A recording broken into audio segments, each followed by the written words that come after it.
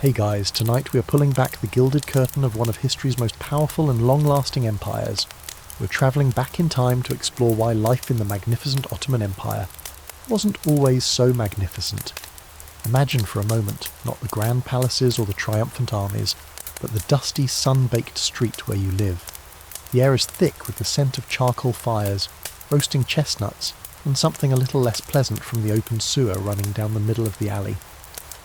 The call to prayer echoes from a distant minaret, a beautiful sound that blends with the haggling of merchants and the braying of a tired donkey. It's a world teeming with life, vibrant and exotic.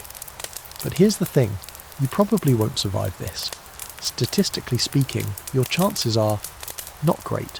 So, before you get comfortable, take a moment to like the video and subscribe, but only if you genuinely enjoy what I do here. I always love to see where you're all tuning in from, so drop your city and the time in the comments below. Now, dim the lights, maybe turn on a fan for that soft background hum, and let's ease into tonight's journey together. Your existence begins not with a gentle coo in a sterile, brightly lit hospital room, but with a sharp, ragged cry in the dim confines of your family home. You're born onto a floor of packed earth, perhaps covered by a worn but cherished kilim rug. The air is smoky from the central hearth, which never quite draws properly, and it carries the layered scents of boiling lentils, damp wool, and the close, unwashed warmth of too many people in one small space. Your entire extended family is also in here, offering unsolicited advice on everything from swaddling techniques to your future career as a goat herder. No pressure. You are immediately swaddled, wrapped so tightly in strips of cloth that you can barely move a limb. This is for your own good, they believe, to ensure your arms and legs grow straight and strong. But the cloths are coarse, and they've been used before, perhaps by a sibling who didn't make it. You're a lottery ticket, a fragile bet against terrifyingly long odds. This is the first and arguably the greatest hurdle of your life, simply surviving infancy. In the centuries we're drifting through, from the great conquest of the 1500s to the slow decline of the 1800s, the stark reality is that infant and child mortality is staggeringly high. It's a well-established demographic fact for the pre-modern world, and the Ottoman lands are no exception. Depending on the region, the decade, and whether you're in a city or a village, as many as 1 in 3, or even 1 in 2, children will not live to see their first birthday. Half. Imagine a world where that's just a sad, normal part of life. The things that would save you in our time are spectres from an unimaginable future. Vaccines are centuries away. The triumphant, terrible trio of childhood killers, smallpox, measles, and diphtheria, are a constant lurking presence. An outbreak can sweep through a neighbourhood like a phantom, and your parents can do little more than pray and watch, helpless, as children sicken. A simple fever, a cough that settles in the chest, or a bout of diarrhea can be a death sentence. Hygiene, as we understand it, is a fantasy. The water your mother drinks and uses to wash your swaddling clothes might be drawn from a communal well that's perilously close to the neighbourhood latrine pit. The concept of germ theory is alien. Sickness is understood as an imbalance of the 4 humours: blood, phlegm, yellow bile, and black bile, or, far more commonly, as the will of God or the work of malevolent spirits. This is where a very human and very Ottoman fear comes into play: the evil eye. Here is a quirky tidbit for you. One of the most feared causes of sickness and death in a baby is nazar, the envious gaze of another person. Your mother might go to great lengths to protect you from it. She might keep you hidden from strangers, or she might attach a small blue eye-shaped glass bead to your swaddling. This talisman is meant to attract the evil gaze and shatter, absorbing the curse before it can harm you. Your survival might be credited not to a strong constitution, but to the power of that little blue bead. Your mother might also rub you with a special paste of herbs and, let's just say, organic material, to ward off fevers. It's the 16th century equivalent of a wellness blog, just with more manure. Your parents' reaction to your fragility is a subject of deep interest. Historians still argue whether the high rate of infant mortality led parents to be emotionally detached from their newborns, practicing a kind of protective emotional distancing until a child was old enough to be considered a survivor, or perhaps each loss was as devastating then as it would be today, a private tragedy multiplied across every household in the empire.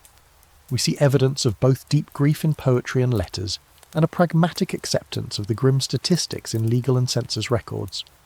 So, as you lay there, a tiny, helpless bundle of potential, your primary job is simple: don't die. It's your first and most important performance review. Every day you survive is a small victory. You survive the fevers of teething. You survive the contaminated water that gives you stomach cramps. You survive the chill of winter that seeps through the cracks in the walls.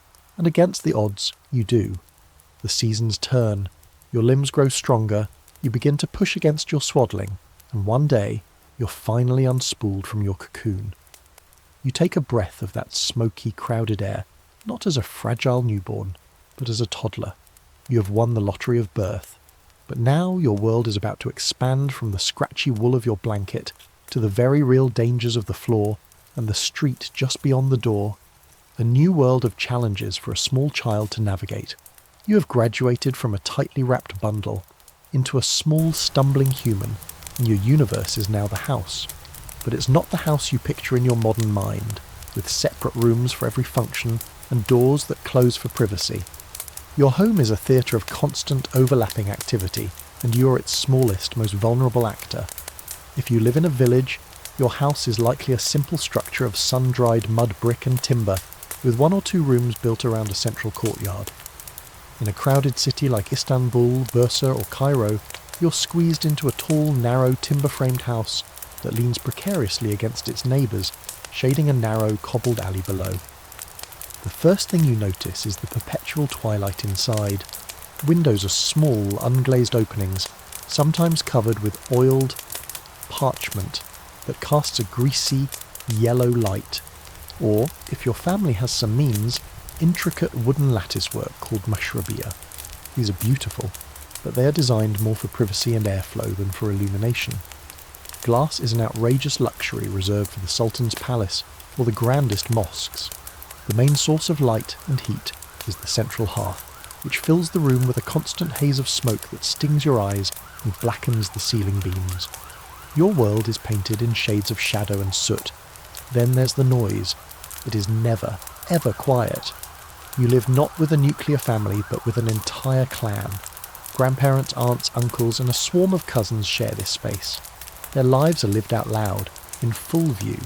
You learn to sleep through your grandfather's booming snores, the rhythmic thump-thump of your mother grinding wheat or spices, the endless chatter of your aunts as they mend clothes, and the occasional screeching argument over a misplaced pot or a perceived slight. Privacy is a concept so alien it might as well be from the moon.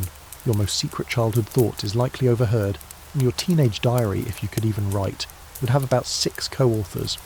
There are no doors to slam, no private sanctums to retreat to. Your entire life is a public performance for your family. This constant togetherness is a double-edged sword. On the one hand, you are never alone.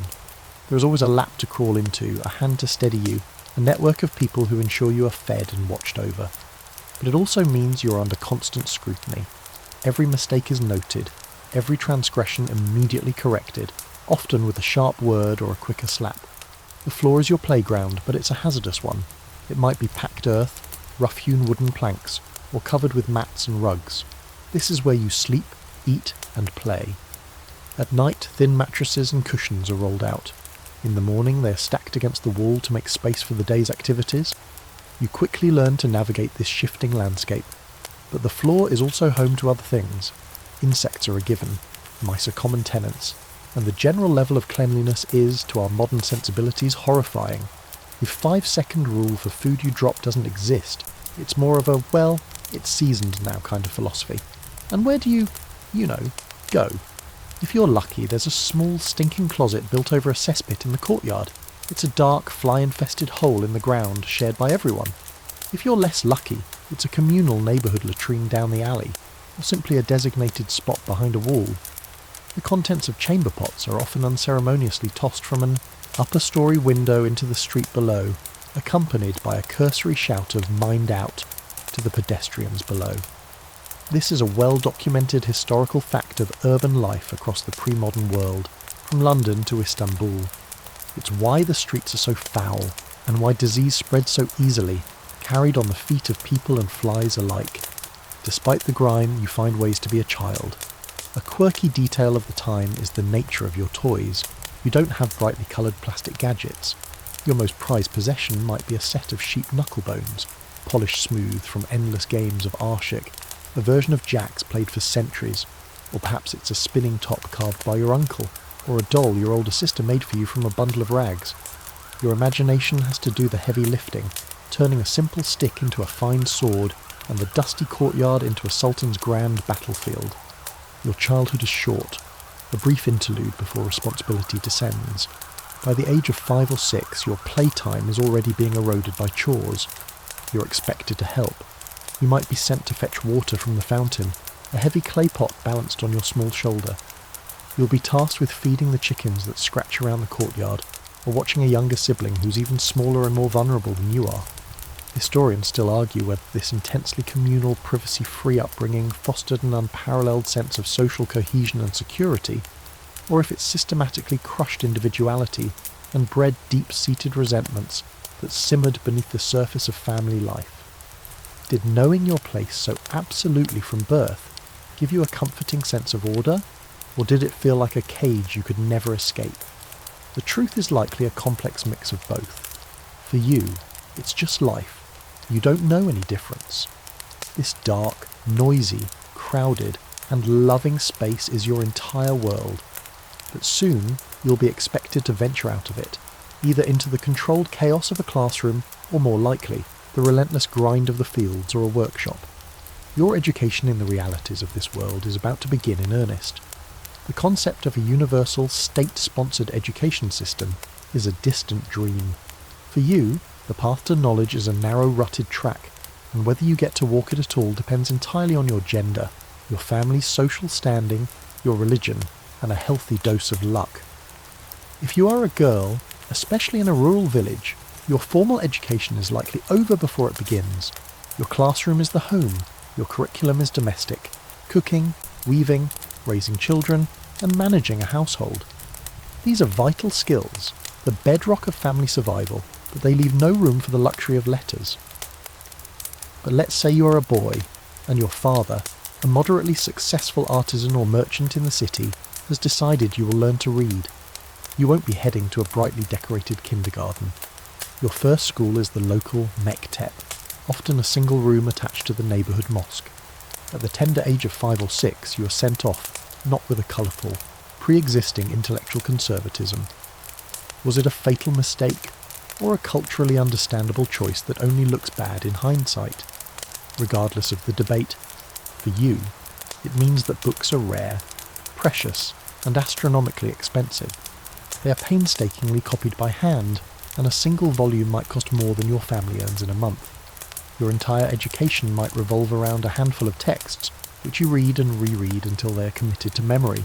So you sit in the dusty mektep, the verses blurring together, your ears ringing from the constant drone, your hands stinging from the hooker's stick. You learn that knowledge is finite and comes from authority. You learn that curiosity is a form of insubordination. You learn to read, perhaps, but not necessarily to think critically. For many, this is the end of their formal learning. For most people, particularly the vast rural population, even this level of education is out of reach. Their knowledge comes from the turning of the seasons, the feel of the soil, and the stories told around the fire, a different but no less vital kind of schooling. Whether you end up an illiterate peasant or a semi-literate artisan, your mind has been shaped by a system that values obedience over inquiry. And now, with your brief childhood officially over, you're ready to be put to work. Your formal schooling, if you had any at all, is a distant memory. The drone of the mektep has been replaced by the groan of your own muscles. You are now a peasant, a fellah, and your life is tethered to the soil. You are the engine of the empire, one of millions whose sweat and toil feed the cities, supply the armies, and fill the coffers of a government you will never see. But the land you work, the very earth that coats your hands and stains your feet, is not yours. You live under a system known as the timar system, at least for much of the empire's classic period. It's a sophisticated, feudal-like arrangement. The sultan, in theory, owns all agricultural land. He grants the rights to the revenue from a parcel of land. your village and its surrounding fields to a timariot, a cavalry soldier, as payment for his military service. This soldier isn't your landlord in the modern sense. He doesn't own the land itself, but is entitled to a specific portion of its produce, which is collected as taxes. In return, he is expected to maintain order, keep his horse and equipment ready, and show up for war when the Sultan calls. So your life unfolds in a rhythm dictated by the sun and the seasons, but also by the demands of this distant soldier. At dawn, you leave your small mud brick house and walk out to the fields. The air is cool and smells of damp earth. Your tools are simple and have remained unchanged for centuries. A wooden plough, perhaps tipped with iron if you're fortunate, pulled by a pair of weary oxen, or if you're less fortunate, by you and your sons.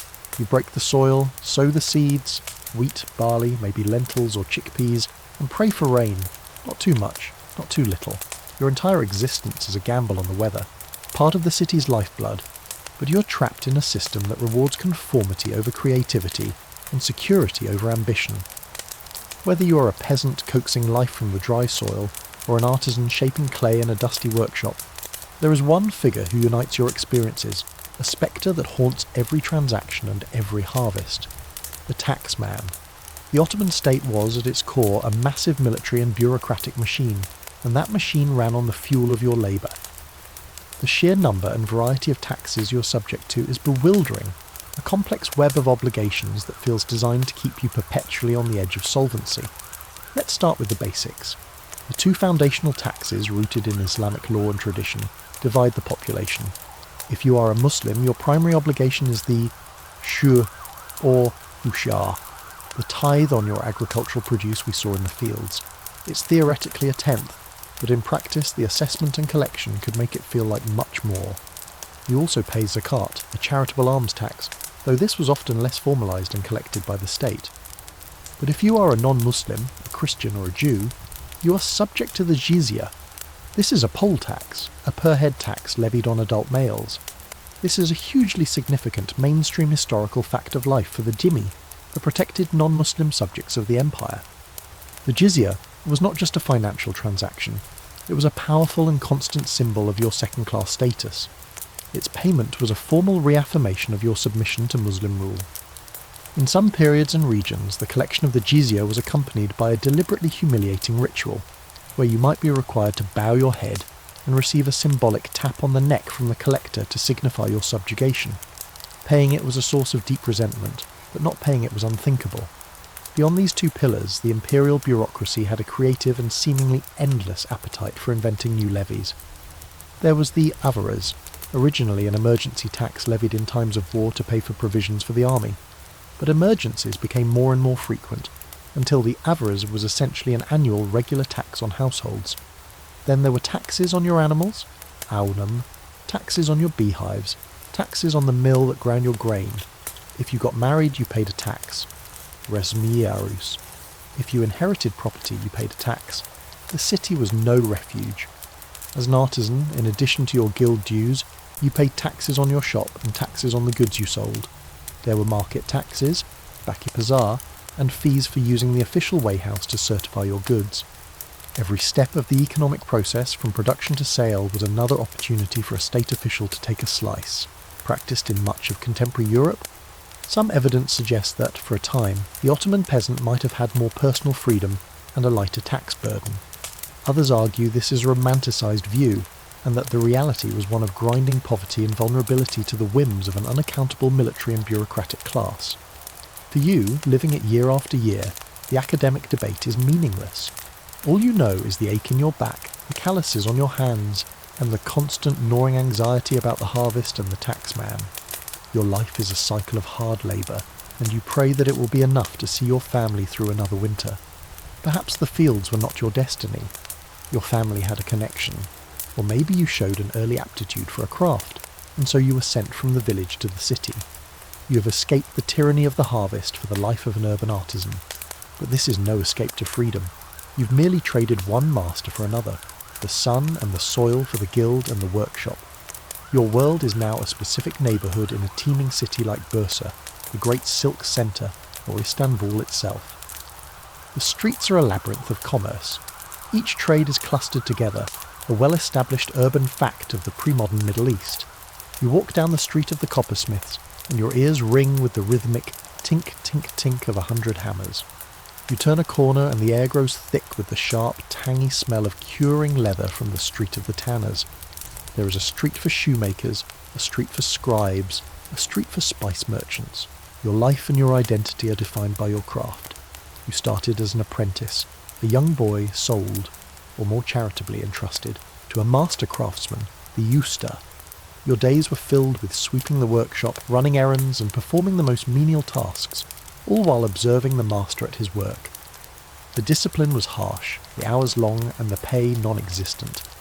You received food, a place to sleep on the floor of the workshop, and a constant stream of verbal and occasionally physical correction. It was a long, slow education in skill and deference. Now, years later, you are a journeyman, a kalfa. You have skills, but you're not yet your own master. You work for wages in the same smoky, cramped workshop. Let's say you're a potter. Your day begins before dawn. The workshop is small, dark and caked with a fine layer of dried clay dust that gets into your lungs, your clothes and your food. Your primary tool is the potter's wheel, a simple, heavy stone disc that you kick into motion with your feet. You spend hours hunched over it. The rhythmic kick, kick, kick, a backdrop to your entire day. Your hands, perpetually wet and covered in slip, expertly coax a lump of grey clay upwards, thinning its walls, shaping it into a jug, a bowl, a plate. The work is repetitive and physically demanding. Your back aches, your legs grow tired from kicking the wheel, and your hands are raw and cracked. But the real danger is the kiln. The kiln, backpack, but perhaps with a small wooden slate called a lever, and a sense of nervous excitement that will soon be beaten out of you. Literally. You enter the room, which smells of old paper, dust, and the faint, sharp scent of childish sweat. Seated on the floor among a dozen other boys of various ages, you're introduced to your teacher, the hokka. He is an imposing figure, often a local imam, whose primary teaching tool is a long, thin stick. His educational philosophy is simple and time-tested, rote memorization, enforced by corporal punishment. There is no Socratic method here, no encouragement of creative thinking or open discussion. Your job is not to understand, but to repeat. Your job is not to question, but to obey. Your first task is to learn the Arabic alphabet. Then you begin the soul-crushing process of memorizing the Quran. You don't learn to read in the sense of understanding a text. You learn to phonetically reproduce the sounds of Holy Scripture. You chant verses over and over, your little voice joining the drone that fills the room, swaying back and forth as you recite. The hooker paces among you, his stick tapping menacingly. A mispronounced word, a lapse in concentration, a moment of fidgeting, and whack! The stick comes down sharply on your outstretched palms or your backside. This is a mainstream historical fact. Physical discipline was not just accepted, it was considered an essential component of building character and instilling respect. Pain was a pedagogical tool. If you are a particularly bright or dedicated student, you might progress beyond the mektep to a madrasa. These were the empire's institutions of higher learning, often attached to larger, more magnificent mosques funded by the sultan or a wealthy patron. Here, the curriculum broadens. You might study Islamic jurisprudence, fiqh, theology, kalam, logic, and perhaps some astronomy and mathematics, which were crucial for determining prayer times in the direction of Mecca. But even here, the emphasis is on commentary and tradition, not innovation. You learn what great scholars of the past have said. Your goal is to become a link in a long, unbroken chain of received wisdom, not to forge a new one. This brings us to a quirky and telling detail about Ottoman intellectual life: the printing press. Johannes Gutenberg's invention began revolutionizing European information technology in the mid-15th century. The Ottoman Empire, a major world power, had contact with this technology almost immediately. Yet the first Arabic script printing press was not established in Istanbul until 1727, nearly 3 centuries later. Why the delay? The reasons are complex. There was powerful resistance from the scribal guilds, a massive industry of calligraphers who would have been put out of work. There was also a deeply ingrained cultural and religious reverence for the handwritten word, especially for scripture. The idea of mechanically reproducing the Quran was seen by many conservatives as sacrilegious, This centuries-long information lag had profound consequences, slowing the spread of new ideas in science, technology and philosophy throughout the empire. Historians still argue whether this resistance to the printing press was a primary cause of the Ottoman Empire's eventual decline relative to Europe, or merely a symptom of a deeper. The work is relentless and back-breaking. You spend your days bent over, weeding the fields under a blistering sun. The landscape is not one of vast, unbroken monocultures, but a patchwork of small plots, vineyards and olive groves. Harvest time is a period of frantic activity for the entire village. Everyone, men, women and children who are old enough to swing a sickle, is out in the fields from before sunrise until after sunset. You cut the stalks of grain, bind them into sheaves and transport them to the village threshing floor, a flat, hard-packed circle of earth.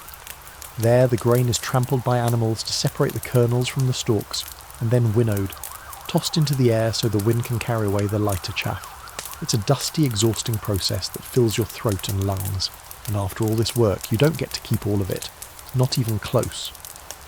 The timariat's agent arrives to collect his share. The standard rate is the ushur, or tithe, which is theoretically 1/10 of your harvest. But that's just the beginning. There are other taxes on your land, your animals and your produce. The tax collector assesses your yield, and you are largely at his mercy. This is a central, unavoidable fact of your life. The system is designed to extract the maximum surplus from you. The timar system, while elegant in theory, often became predatory in practice. A good timariat might be a responsible steward, but a greedy or absent one could make your life miserable, demanding more than his legal share. And as the empire's classic age waned, the timar the system began to break down. It was replaced by tax farming, or iltizam, where the right to collect taxes from an area was auctioned off to the highest bidder. This was far worse for you. The tax farmer, having paid a large sum up front, was ruthlessly motivated to squeeze every last coin out of the peasantry to make a profit. You were no longer just supporting a soldier, you were feeding a shark. Here's a quirky and rather grim tidbit about your peasant life. The concept of common land was often a source of bitter conflict. Forests and pasture lands that were traditionally used by the whole village for grazing animals or gathering firewood were increasingly encroached upon by powerful local officials or landlords who would declare them private property. You might suddenly find yourself having to pay a fee to graze your single goat on land your ancestors had used for free, or risk a severe beating for gathering fallen branches for your hearth. It's a small injustice, but one that could mean the difference between a warm home and a cold one. Your diet is monotonous. You eat what you grow. Your daily meal is a coarse bread, a stew of lentils or beans, some onions, maybe a bit of cheese or yogurt from your goat. Meat is a rare luxury, reserved for a major festival or the end of Ramadan. You drink water, and if you're in the right region, a rough homemade wine. Your world is small, often limited to the distance you can walk in a day. You might spend your entire life within a 20-mile radius of your village. Your primary loyalties are to your family, your village, and your faith, not to a distant abstract entity called the Empire. Historians still argue about the true standard of living for the Ottoman peasant. Was the timar system, in its heyday, a more stable and less exploitative arrangement than the serfdom? This system was manageable, if burdensome, when it was run by relatively honest officials, but the potential for corruption was immense. The most hated figure in your world is not a distant pasha or even the sultan himself, but the local tax collector, especially under the tax farming iltizam system, which became dominant from the 17th century onwards. Your life became significantly harder. The tax farmer, the multazim, was a private investor. He had won the right to collect your taxes at auction. His goal was not good governance, it was profit. He would arrive in your village or your city quarter with his own armed retinue, and his methods were rarely gentle. He would overassess your harvest, undervalue your currency, and use intimidation to extract every last bit of value. The official records in Istanbul might say your village owed 1,000 hakchi, but the multezim would be determined to collect 1,500, pocketing the difference. Complaining was a dangerous game. The tax farmer often had the local judge, the qadi, in his pocket. To resist was to risk being beaten, having your livestock confiscated, or being thrown into a foul local jail. Here's a quirky and frustrating tidbit for you. You were even taxed on things you didn't do. In some areas, there was a tax called the Çift Buzan Resmi, literally the farm-breaking tax. If you were a peasant registered as farming a certain plot of land, and you let it fall fallow, perhaps because the soil was exhausted, or you lacked the seed, or you'd fled due to war, you were fined. You were taxed for failing to produce things that could be taxed. It was a perfect, inescapable loop of financial misery. You were punished for being too poor to farm. Historians still argue about the overall efficiency and fairness of the Ottoman tax system compared to its contemporaries. Was it, as some scholars suggest, a relatively predictable system that, for all its flaws, was less arbitrary than the dues exacted by many European feudal lords? Or was it, as others contend, a fundamentally predatory system that systematically impoverished the populace and stifled economic development? The answer likely changes depending on whether you're looking at the 16th century or the 18th, and whether you're in the Balkans or Anatolia. But for you, standing there as the collector's men bag up yet another portion of your grain, or demand a fee you don't have, the academic perspective is irrelevant. You see the fine silks worn by the administrator and the well-fed horses of his guards, and you look at the patched clothes of your children. You know that your back-breaking labour is funding a world you will never be a part of. It pays for the grand mosques and palaces in the capital, for the elaborate court ceremonies, and for the endless wars on some distant frontier. You are the foundation of this magnificent imperial edifice, but you are being crushed by its weight. And if you feel cheated, if you feel the system is rigged against you, your next thought might be to seek justice. That, however, is a whole other kind of gamble. Contracts, criminal convictions, and civil disputes. You can read about a dispute over a stolen donkey in 17th century Damascus, or a baker in Bursa being fined for selling underweight bread. But these records also reveal the limits of the law. While they show that ordinary people, even women and non-Muslims, frequently use the courts to defend their rights, a historical fact that points to a certain level of faith in the system, they don't record the bribes paid under the table or the intimidation that happened outside the courthouse walls. They tell the official story, not the whole story. Historians still argue about the extent to which the Ottoman legal system truly served the common person. Some, focusing on the Sicils, argue that it was a remarkably accessible and relatively fair system for its time, providing a formal mechanism for resolving disputes that was available to all subjects of the Sultan. Others argue that this is a view from the top, and that for the average peasant or artisan, the courts were just another instrument of elite domination, where the letter of the law was consistently subverted by power and money. Was the Qadi a symbol of justice or an agent of extortion? For you, facing him in court, he feels very much like the latter. He delivers his judgment. Unsurprisingly, it goes against you. Your claim is dismissed for lack of sufficient evidence. You have lost your ox, wasted your time, and are now poorer for the bribes you paid. You leave the courthouse with a bitter taste in your mouth. You have learned a hard lesson. In the Ottoman Empire, what is right and what is legal are not always the same thing. There is a higher law than the Sharia and the Sultan's Qanun, the law of power. Your faith in the formal structures of the empire is eroding. The taxman takes too much, and the judge offers no recourse. This leaves you vulnerable and exposed, and as you walk home through the darkening streets, you are careful to keep your head down and avoid catching the eye of another, more unpredictable source of power and fear in the city, the Janissaries. Their brand of justice is swifter and far more brutal. As you navigate the crowded streets of the city, a change comes over the crowd. People flatten themselves against the walls of the buildings. Merchants suddenly become very busy arranging their wares. The usual chaotic hubbub of the street drops to a nervous murmur. You know the cause without even looking. A small group of Janissaries is swaggering down the centre of the lane. They are unmistakable. They wear a distinctive uniform with a tall white felt hat, the burq, which has a long cloth fold draping down the back, symbolising the sleeve of the Sufi mystic Haji Bektash Veli, their patron saint. They walk with a proprietary air, an arrogant roll of the shoulders that says, "This street, this city, it all belongs to us." They are the Sultan's elite slave infantry, the most famous and feared military unit in the Ottoman Empire, and they are a constant source of urban terror. There's a brick monster in the back of the workshop or in a shared courtyard. Firing the pots is a multi-day process of intense heat, smoke and risk. A mistake in stacking the pots, a flaw in the clay, or an uneven temperature can cause hours of your work to crack, warp, or explode, wasting precious fuel and materials. The heat is immense, and burns are a common part of the job. You're one misstep away from a serious life-altering injury, and there's no workers' compensation, no health and safety board. There's just the master's anger and the loss of your wages. Your entire professional life is governed by your guild, the esnaf. This is one of the most fundamental institutions of Ottoman urban society. The guild is your union, your social club, your regulatory agency and your surrogate family. It sets the standards for quality, the prices for your goods, the wages for journeymen, and the path to becoming a master.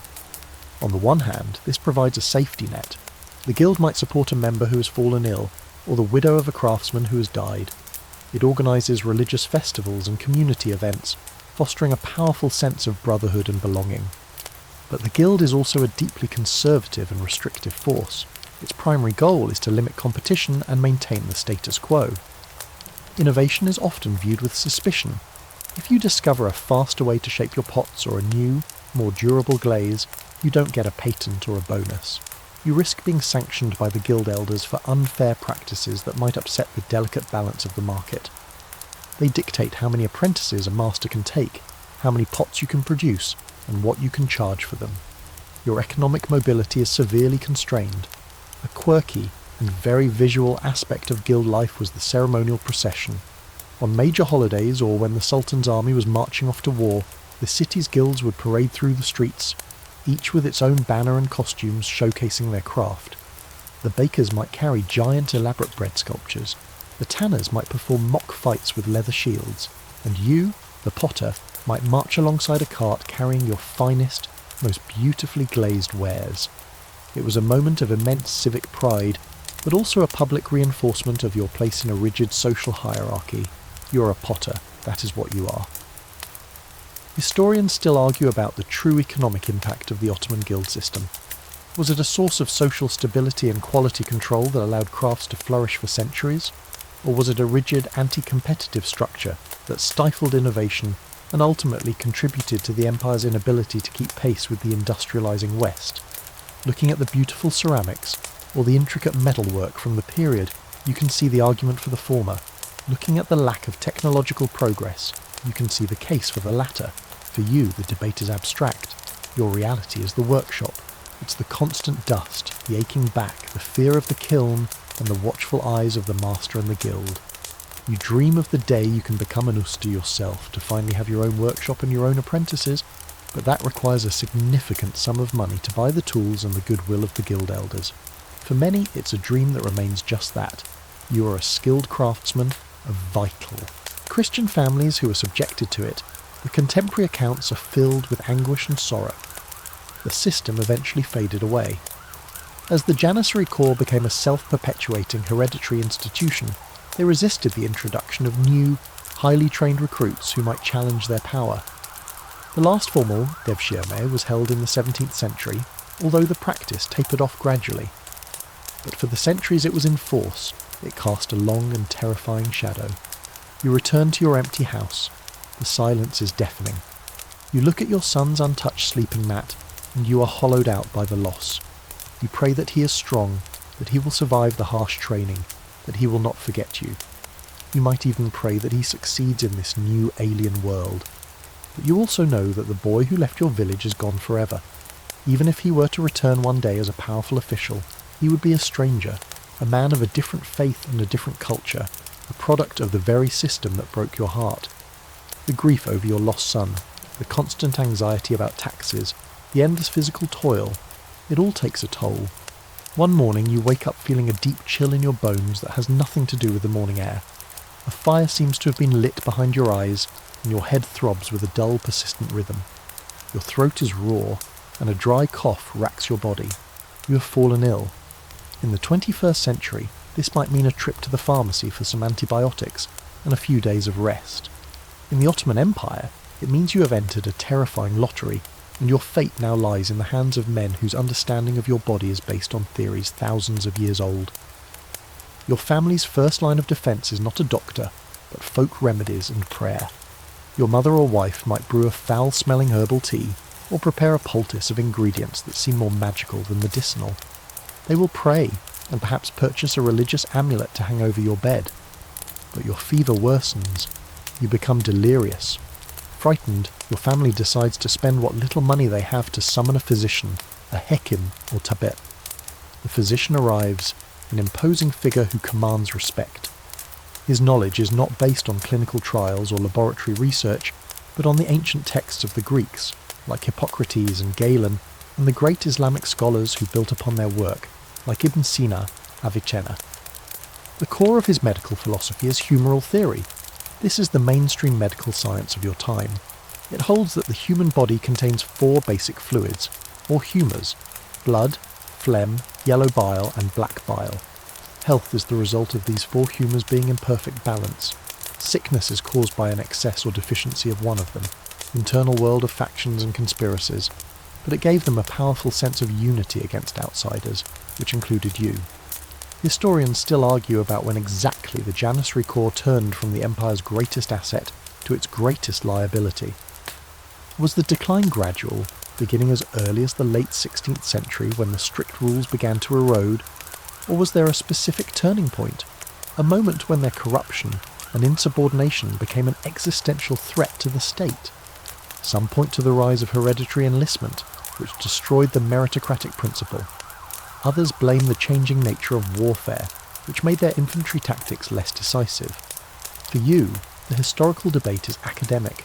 You just see the reality on your street. You see the swagger, the casual violence, the fear in your neighbour's eyes. You know that these men who are paid and fed by your taxes are not your protectors. They are your predators. They are a constant, unpredictable threat, a reminder that the Sultan's power, while absolute in theory, is dangerously weak in practice, right here in the heart of his own cities. You hurry on your way, thankful they didn't notice you, but their presence raises a chilling thought, especially if you happen to be a Christian living in the Empire's Balkan provinces. You look at these fearsome soldiers, and you remember where they originally came from. You remember the system that created them, a system that turned innocent boys into the Sultan's loyal, brutal servants. It's a system that for centuries struck terror into the hearts of families just like yours. The Devşirme. If you are a Christian peasant living in a Balkan village in, say, the 15th or 16th century, there is a fear more profound and personal than a bad harvest or a greedy tax collector. It is the fear of a specific knock on the door. It is the fear of the arrival of a particular Ottoman official, the one who comes not for your grain or your money, but for your son. This is the dread of the Devşirme, the child levy or gathering. This system is one of the most unique and controversial institutions of the Ottoman Empire. It was the state's method for creating a loyal administrative and military class, directly bound to the Sultan and free from the competing loyalties of the established Turkish noble families. The logic was as brilliant as it was brutal. Take bright, strong boys from the Christian subject populations, convert them to Islam, and educate them to become the elite of the empire. These boys would owe everything to the Sultan, their religion, their education, their careers, their very lives. They would, in theory, be perfectly loyal. The Janissaries were the most famous products of this system, but the highest officials in the government, including Grand Viziers, were also often graduates of the Devşirme. For the Ottoman state, this was a practical solution to a problem of governance. For you, the father of a 10-year-old boy, it is a nightmare. The levy does not happen every year, but let's say the tax collector has gone too far. He seized your only ox, claiming it as payment for a debt you're certain you don't owe. Or perhaps your neighbour has diverted the small stream you both rely on to irrigate your vegetable patch, and now your plants are withering. Outraged and desperate, you decide to seek justice. Your destination is the local courthouse, the mahkeme, to lay your case before the qadi, the judge. The qadi is a central figure in your community. He's not just a judge, he's a notary, a registrar of marriages and divorces, a supervisor of charitable endowments, waqfs, and the primary local representative of the Sultan's authority. He is a man educated in Islamic law, the Sharia, which in theory governs every aspect of your life, and complex commercial contracts to how to divide an inheritance. In an ideal world, the qadi is a pillar of wisdom, piety, and impartiality, dispensing God's justice to all, rich or poor, powerful or weak. You're not living in an ideal world. You approach the courthouse, a modest building, probably near the main mosque. There is a crowd of people milling about outside. merchants arguing over a contract, a woman seeking a divorce, a man accused of theft. The air is thick with anxiety and anticipation. Your first challenge is simply getting the caddi's attention. This often requires navigating his staff of clerks and assistants, a process that invariably involves the payment of small gifts or fees, baksheesh, just to get your case registered. Your quest for justice begins with a bribe. When you're finally ushered into the caddi's presence, you find him seated on a raised platform surrounded by books and scrolls. You state your case as respectfully as you can. You present your evidence, which in a largely illiterate society relies heavily on oral testimony. You need witnesses. According to a mainstream interpretation of Islamic law, the testimony of 2 men or 1 man and 2 women is required to prove a claim. But who will bear witness for you against a powerful tax farmer or a wealthy neighbour? Your friends might be too intimidated to speak up, fearing retribution. The caddi listens, stroking his beard, his expression unreadable.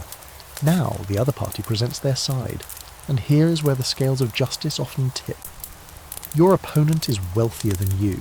He has connections. He can afford to pay a larger, more persuasive gift to the caddi. He can produce witnesses, perhaps men who owe him favours or who have been paid for their testimony. The concept of perjury exists, but it's difficult to prove. This is the grim reality you face. The legal system, while based on a sophisticated and venerable body of religious law, is administered by fallible and often corrupt human beings. The Sultan in distant Istanbul might issue edicts, kanun, aimed at curbing corruption and ensuring justice. But in your provincial town, the caddi's word is law, and his word can be bought.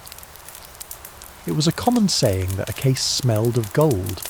A quirky and revealing aspect of the Ottoman legal system is the rich documentation it left behind. The court records, the sicils, are a treasure trove for historians, providing an unparalleled ground-level view of daily life. They record everything: sales of property, marriage. For centuries, the Janissaries were the sharp edge of the Ottoman sword. A mainstream historical fact is that they were the first modern standing army in Europe, a disciplined professional force of infantrymen who were instrumental in the empire's spectacular military successes, from the conquest of Constantinople to the battles in Hungary and Persia. They were slavishly loyal to the Sultan, in theory. They were housed in barracks in the capital and other major cities, forbidden to marry or engage in trade, their entire lives dedicated to the art of war. But the Janissaries of the era you're living in, let's say the 17th or 18th century, are a shadow of their former glory. The core has become bloated, corrupt, and dangerously powerful. The rules have been relaxed. Janissaries can now marry and take up trades. Their sons are often enrolled in the core from birth, turning a military meritocracy into a hereditary social club. They are less a fighting force and more a deeply entrenched armed interest group, a kind of Praetorian Guard with an attitude problem. As they pass you, one of them casually kicks over a basket of vegetables belonging to a street vendor, sending cabbages rolling into the open sewer. He laughs. The vendor, his face a mask of fury and fear, says nothing. He knows better. To protest would be to invite a savage beating, or worse.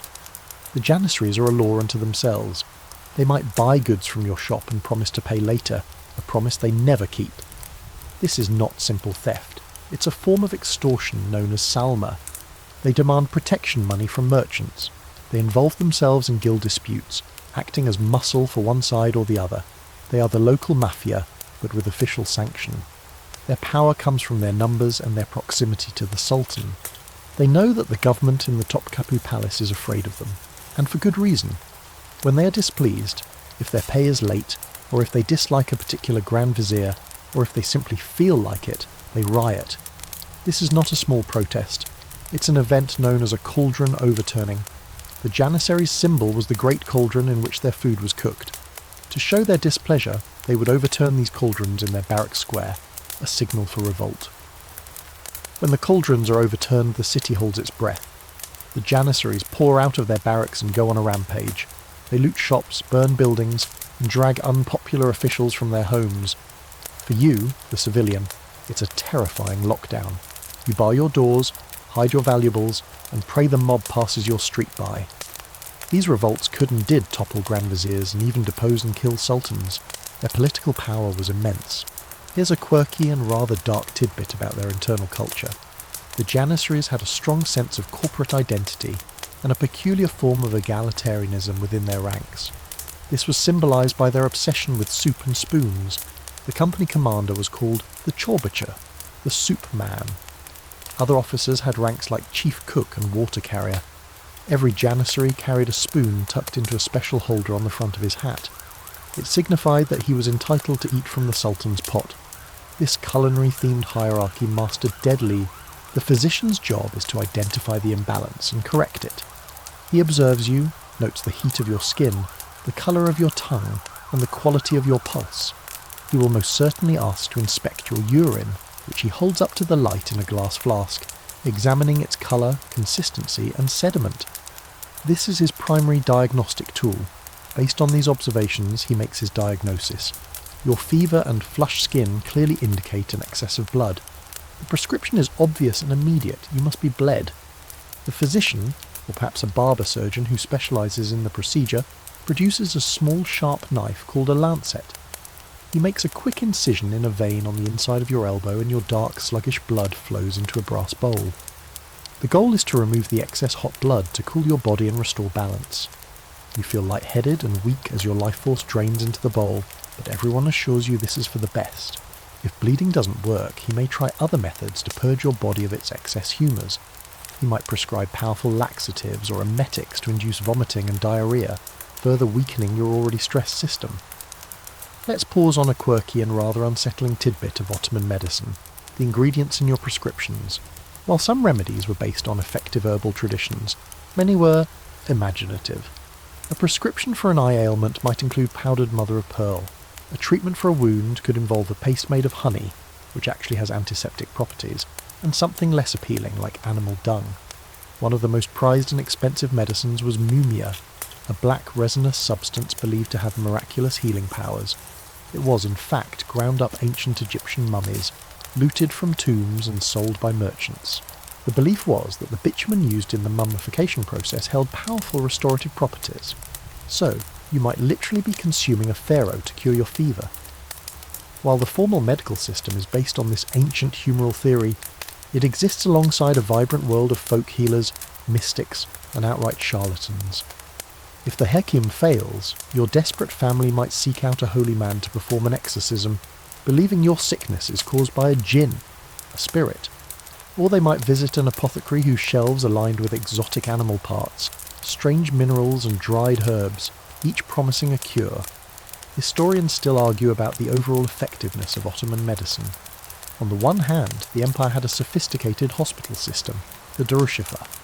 These institutions, often funded by charitable endowments, Quakes, provided free medical care for the poor. They were centres of medical education and were often remarkably well organised, with specialised wards for different ailments. This points to a society that valued health and civic responsibility. On the other hand, the fundamental scientific understanding was deeply flawed. Without germ theory, surgical hygiene was non-existent, leading to rampant infections. Without antibiotics, even a minor cut could prove fatal. The cures were often more dangerous than the diseases they were meant to treat. Periodically, perhaps every 4 or 5 years, an official arrives in your district with a quota to fill. He carries the Sultan's decree. The village priest is ordered to bring forth the baptismal records. The official then inspects the boys of the village, typically between the ages of 8 and 18. You stand with the other fathers, your heart a cold stone in your chest, as the official looks over your son. He is looking for the best and brightest. He checks for physical strength, intelligence, and good looks. He asks your son a few questions, watching for a spark of wit or courage. He is not supposed to take an only son, or an orphan, or a boy who is already married. Though these rules were sometimes bent, he makes his selection. Your son is chosen. There is nothing you can do. To resist is treason. The boys are registered, and a quota is filled from your village and the surrounding area. Then comes the moment of parting. Your wife's wails echo through the village, a sound of pure primal grief. You hug your son one last time, trying to be strong for him, but your hands are trembling.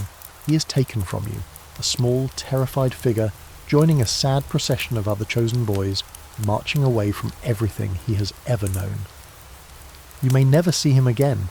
It is a living bereavement.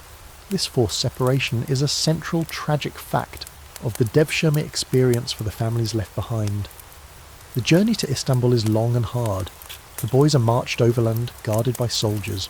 Once they arrive in the capital, they are officially converted to Islam and circumcised. They are then sorted. The most physically imposing are destined for the Janissary Corps. The most intelligent and handsome are selected for palace service, entering the intensive educational system of the Topkapı Palace School. Here, they will study Turkish, Persian and Arabic, calligraphy, theology, law and military strategy. They are being forged into new men. A quirky and deeply ironic aspect of the Devşirme is what could happen next. While for you it is a tragedy, for your son it could be a path to immense power. A peasant boy from a remote Balkan village, who would otherwise have been destined for a life of back-breaking labour, could, through this system, rise to become the Grand Vizier, the second most powerful man in the entire empire. The famous 16th century Grand Vizier Sokolu Mehmed Pasha, for example, was born to a Serbian Orthodox family in what is now Bosnia. He was taken in the Devşirme and rose to the absolute pinnacle of the Ottoman state. Did he remember his family? Did he ever send word or aid back to his village? Sometimes they did. But they were now part of a different world, loyal to a new father, the Sultan. Historians still argue vehemently about the nature of the Devşirme. Was it, as some older and more nationalist Balkan histories portray it, a cruel blood tax and a tool of cultural genocide designed to drain the lifeblood from Christian communities? Or was it, as some Ottomanist historians argue, a system that offered a unique form of upward mobility, a career open to talent, that was actually sought after by some families who saw it as the only escape from rural poverty? There is some evidence for the latter view. Some Muslim families in Bosnia apparently pretended to be Christian to try and get their sons into the levy. But for the vast majority of having lost everything in the war, you are now faced with the grim task of rebuilding from nothing. But as you survey the ruins, a chilling thought occurs. Your fate could have been much worse. You could have been captured. You could have been shackled and marched away to become a slave, an easier or kul. In the Ottoman Empire, slavery is not a hidden shame or a marginal practice. It is a widespread, legally sanctioned and socially accepted institution, woven deeply into the fabric of the economy, the military and even the family. Your understanding of slavery might be shaped by the image of vast plantations in the Americas. The Ottoman version is different, more complex and in some ways more intimate. There are no massive plantations worked by thousands of slaves. Instead, slaves are found everywhere, in a variety of roles. They are domestic servants in wealthy urban households, labourers in state-owned mines or construction projects, skilled artisans in workshops, and oarsmen, the galiots, chained to the benches of the Mediterranean war galleys. A significant number of the most powerful people in the empire, the Janissaries and the viziers who came through the Devşirme, are, in legal terms, slaves of the Sultan. The sources of slaves are varied. A huge number, like the ones taken from your hypothetical village, are prisoners of war. The constant raiding on the frontiers with Christian Europe, Persia and in sub-Saharan Africa yields a steady human harvest. The Tatar horsemen of the Crimean Khanate, a vassal state of the Ottomans, were infamous for their massive slave raids into the territories of what are now Poland, Ukraine and Russia, carrying off tens of thousands of people in a single expedition. Another major source is the slave markets of the Black Sea and the Barbary coast of North Africa, where pirates and merchants traffic in human beings captured from across Europe and Africa. This is a mainstream historical fact. For centuries, the Mediterranean was a zone of endemic slave raiding by both Muslims and Christians. Let's imagine your life if you had been captured. After the horror of the raid and a brutal forced march, you find yourself in the slave market of a major city like Istanbul or Algiers. You are put on a block, stripped nearly naked so buyers can inspect you for physical defects. Your teeth are checked like a horse's. You are prodded, poked, and forced to perform physical tasks to demonstrate your strength. It is the ultimate humiliation, the reduction of your entire being to a piece of merchandise, a talking tool. You are purchased by a wealthy merchant to be a servant in his household. Your life is now one of complete subjugation. You have no rights. Your labour is not your own. Your body is not your own. You can be beaten at your master's whim. If you are a woman, sexual exploitation is a constant, terrifying threat, and it is legally sanctioned. The master has a right to the body of his female slave, and any children born from such a union are also slaves belonging to the master. So, you lie on your mat, weakened by the bleeding, your body still burning with fever. The physician has done his work according to the highest standards of his time. Your family has prayed and spent its meagre savings. Now, it's a battle between your immune system and the disease.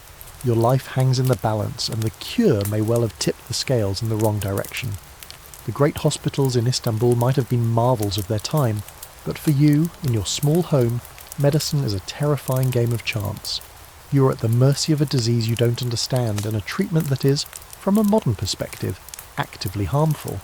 Your survival depends not on science, but on pure, dumb luck. And as you drift in and out of consciousness, another fear begins to creep into the minds of your family. If you don't recover, and if the harvest is bad this year, how will they eat? The spectre of sickness is always accompanied by its twin brother, the spectre of famine. You have, against the odds, survived your illness. The fever broke, and the physician declared his bloodletting a resounding success. You are weak, thinner, but alive. You have been lucky, but as you slowly regain your strength, you become aware of a new, more pervasive anxiety that has settled over your village or city quarter like a shroud. The sky has been a hard, cloudless blue for weeks. The spring rains, which should have nourished the newly sown fields of wheat and barley, never came. The local stream has dwindled to a muddy trickle. This is the beginning of a drought, the most common trigger for the terror that is famine. In an empire whose entire economy is based on agriculture, and where transportation is slow and difficult, your life is utterly dependent on the local harvest. The Ottoman state, in its prime, was known for its sophisticated logistical management. A historical fact often cited is the just or provisionism principle, where the government's primary duty was to ensure the major cities, especially Istanbul, were well fed at all costs. But this very system could make things worse for you in the provinces. As the drought worsens, the young shoots in the fields wither and turn brown. The local governor, under immense pressure from the capital to keep the grain flowing to the city, will still send his men to collect the state's share. They will not be sympathetic to your plight. They have quotas to meet. They will take what little grain you have in your storage pits from last year's harvest.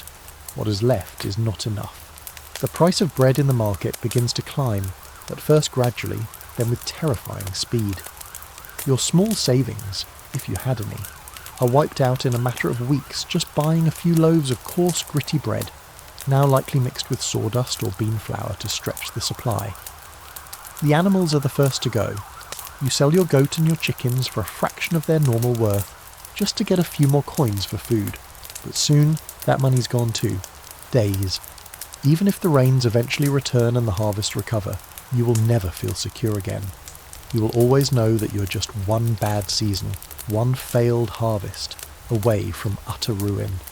And this vulnerability is amplified tenfold if your village happens to lie in one of the Empire's many volatile borderlands, where the threat of famine is often compounded by the even more immediate terror of war. You survived the famine, the rains returned, and life, slowly and painfully, regained a semblance of normalcy. Your village is scarred, some families are gone forever, others are diminished, but you endure. However, the peace you crave is fragile, because your village is not nestled in the secure heartland of Anatolia. You live in the borderlands. Perhaps you're in the plains of Hungary, on the frontier with the Habsburg Empire.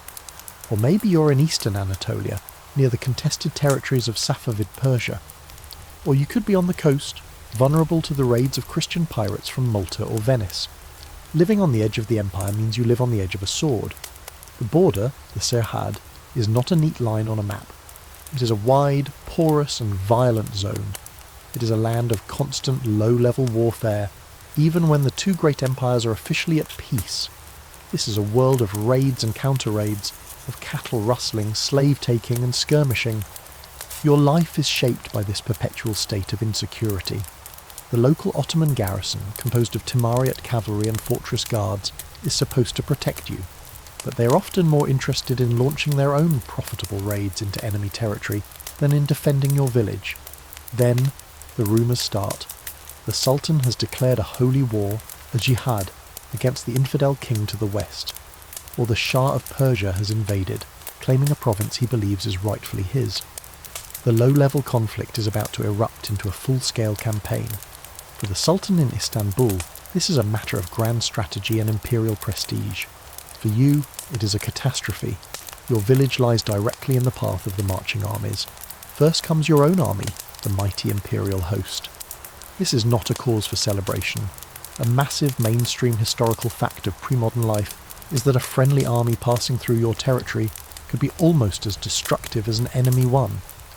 The Ottoman army on the march is a city of tens of thousands of soldiers, horses, camels and camp followers, and it needs to be fed. The system of official procurement, which requires you to sell your grain and livestock to the army at a fixed low price, quickly breaks down. The soldiers, often poorly paid and disciplined, simply take what they need. They strip your fields bare, empty your granaries, and confiscate your animals. They chop down your fruit trees for firewood. Resistance is met with casual brutality. Young men from your village might be. This is when the social fabric begins to fray. Neighbours who have shared bread with you for years now look at you with suspicion. Theft becomes rampant. People guard their meagre stashes of food with their lives. The village, once a community, becomes a collection of desperate, hungry families. You begin to eat things you would never have considered before. Wild roots, grasses, the bark of trees. The hunger is a physical pain, a constant gnawing emptiness in your stomach. You watch your children grow listless and thin, their eyes large in their gaunt faces. A quirky and tragic detail of famine is the appearance of famine foods. Historical accounts from various periods describe the desperate concoctions people ate to survive. They would grind up acorns, grape seeds, or even straw to make a sort of bread that was barely digestible and offered little nutrition. These foods often cause severe digestive problems, making the weak even weaker. The search for anything edible becomes the sole focus of your existence. As the situation becomes truly desperate, people begin to abandon their homes. Your family might make the agonizing decision to leave your ancestral village, joining a stream of skeletal refugees heading towards one of the larger cities, hoping to find some form of charity or government relief. But the cities are overwhelmed. They close their gates to the starving masses from the countryside, fearing disease and food riots. You're trapped outside the walls, camping in a squalid makeshift settlement where sickness, the ever-present companion of malnutrition, begins to spread like wildfire. Dysentery and typhus, diseases that thrive on contaminated water and crowded conditions, tear through the refugee camps. Historians still argue about the frequency and severity of famines in the Ottoman Empire. Some scholars, examining government records and price data, suggest that while localised shortages were common, true, large-scale killer famines were relatively rare during the empire's classical age, a testament to its administrative efficiency. Others, relying on chronicles and local court records, paint a much grimmer picture, suggesting that catastrophic famines, often triggered by a combination of drought, like the Great Frost Winter and subsequent drought in the 1630s, and the disruptions of war, were a recurring feature of life and a major check on population growth. The government's response, when it comes, is often too little, too late. The central administration might try to ship grain from other more fortunate parts of the empire like Egypt, but the logistics are a nightmare. Transporting bulky goods like grain relies on slow-moving ox carts over poor roads or ships that are at the mercy of winds and pirates. The grain that does arrive is often seized by corrupt local officials or army commanders to feed their own troops, or sold on the black market at extortionate prices. The Sultan may issue decrees against hoarding and price gouging, but in a crisis, his authority feels very far away. You are caught in a perfect storm of natural disaster and human failure. The rain didn't fall from the sky, and the state has failed to protect you. You are starving, destitute, and sick. You look at the faces of your family, and you are faced with the most terrible choices a human can make. This experience will be seared into your memory, a trauma that will haunt you for the rest of your forcibly conscripted as labourers, ordered to dig trenches or carry supplies, with little chance of ever returning. Your daughters and wife are hidden away, for the passage of any army brings the threat of sexual violence. By the time the Ottoman army has passed, your village has been picked clean, as if by a swarm of locusts. You have been provisioned into poverty. Then comes the enemy.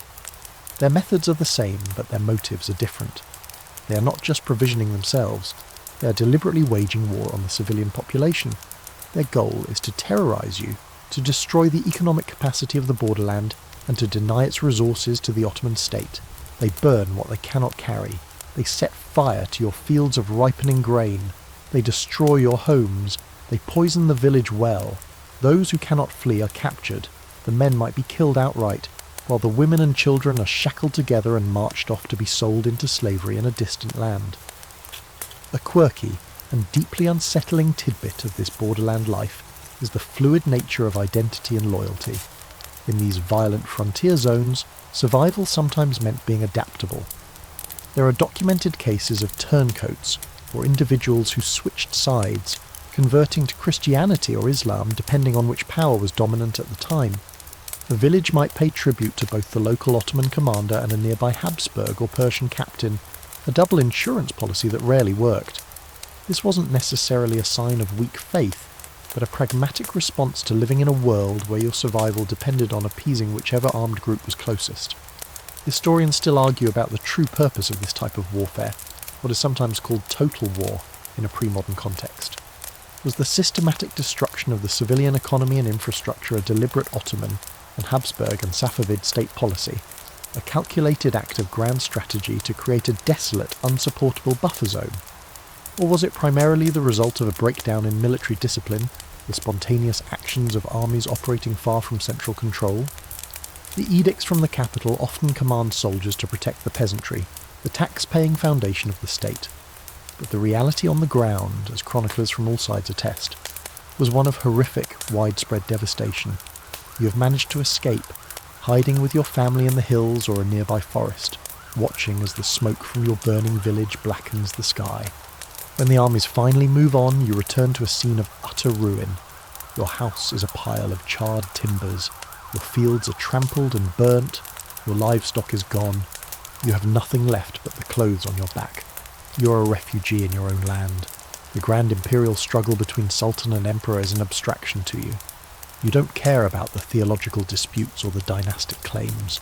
You only know the reality of the sword and the torch.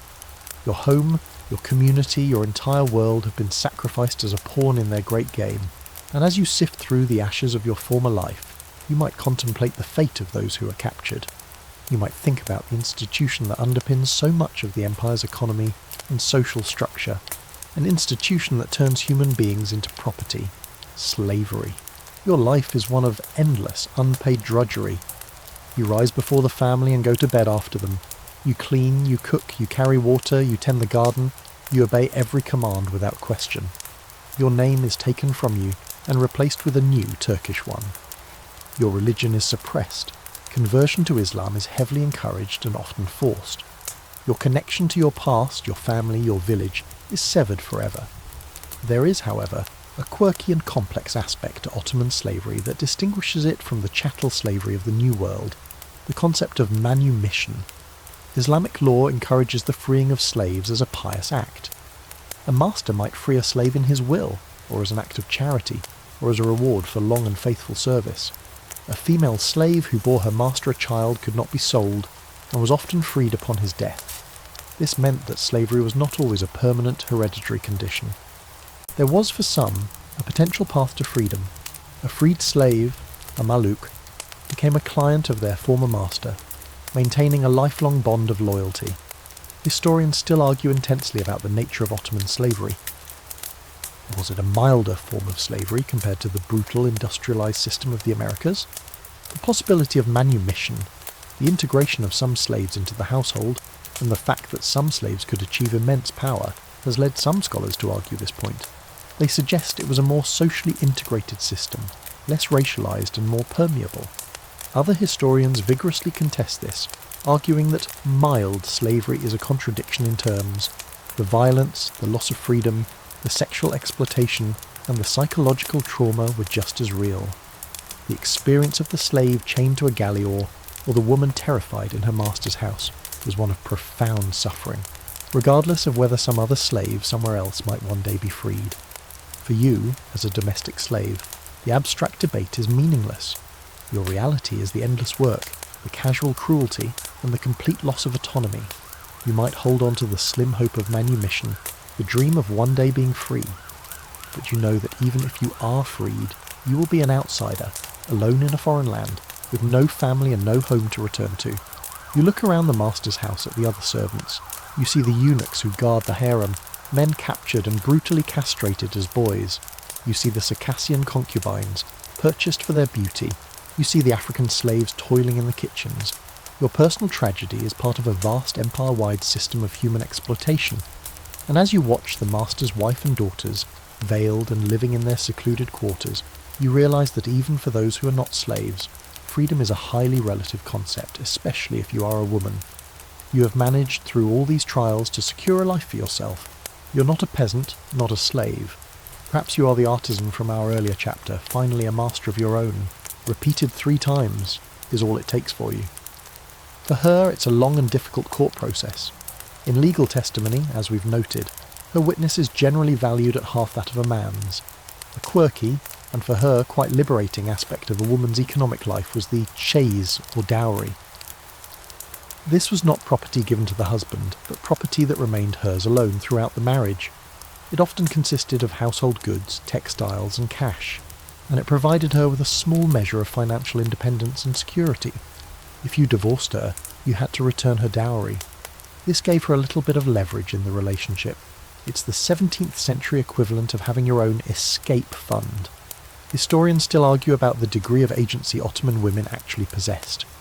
The official legal and religious texts paint a picture of a deeply patriarchal society where women were legally and socially inferior.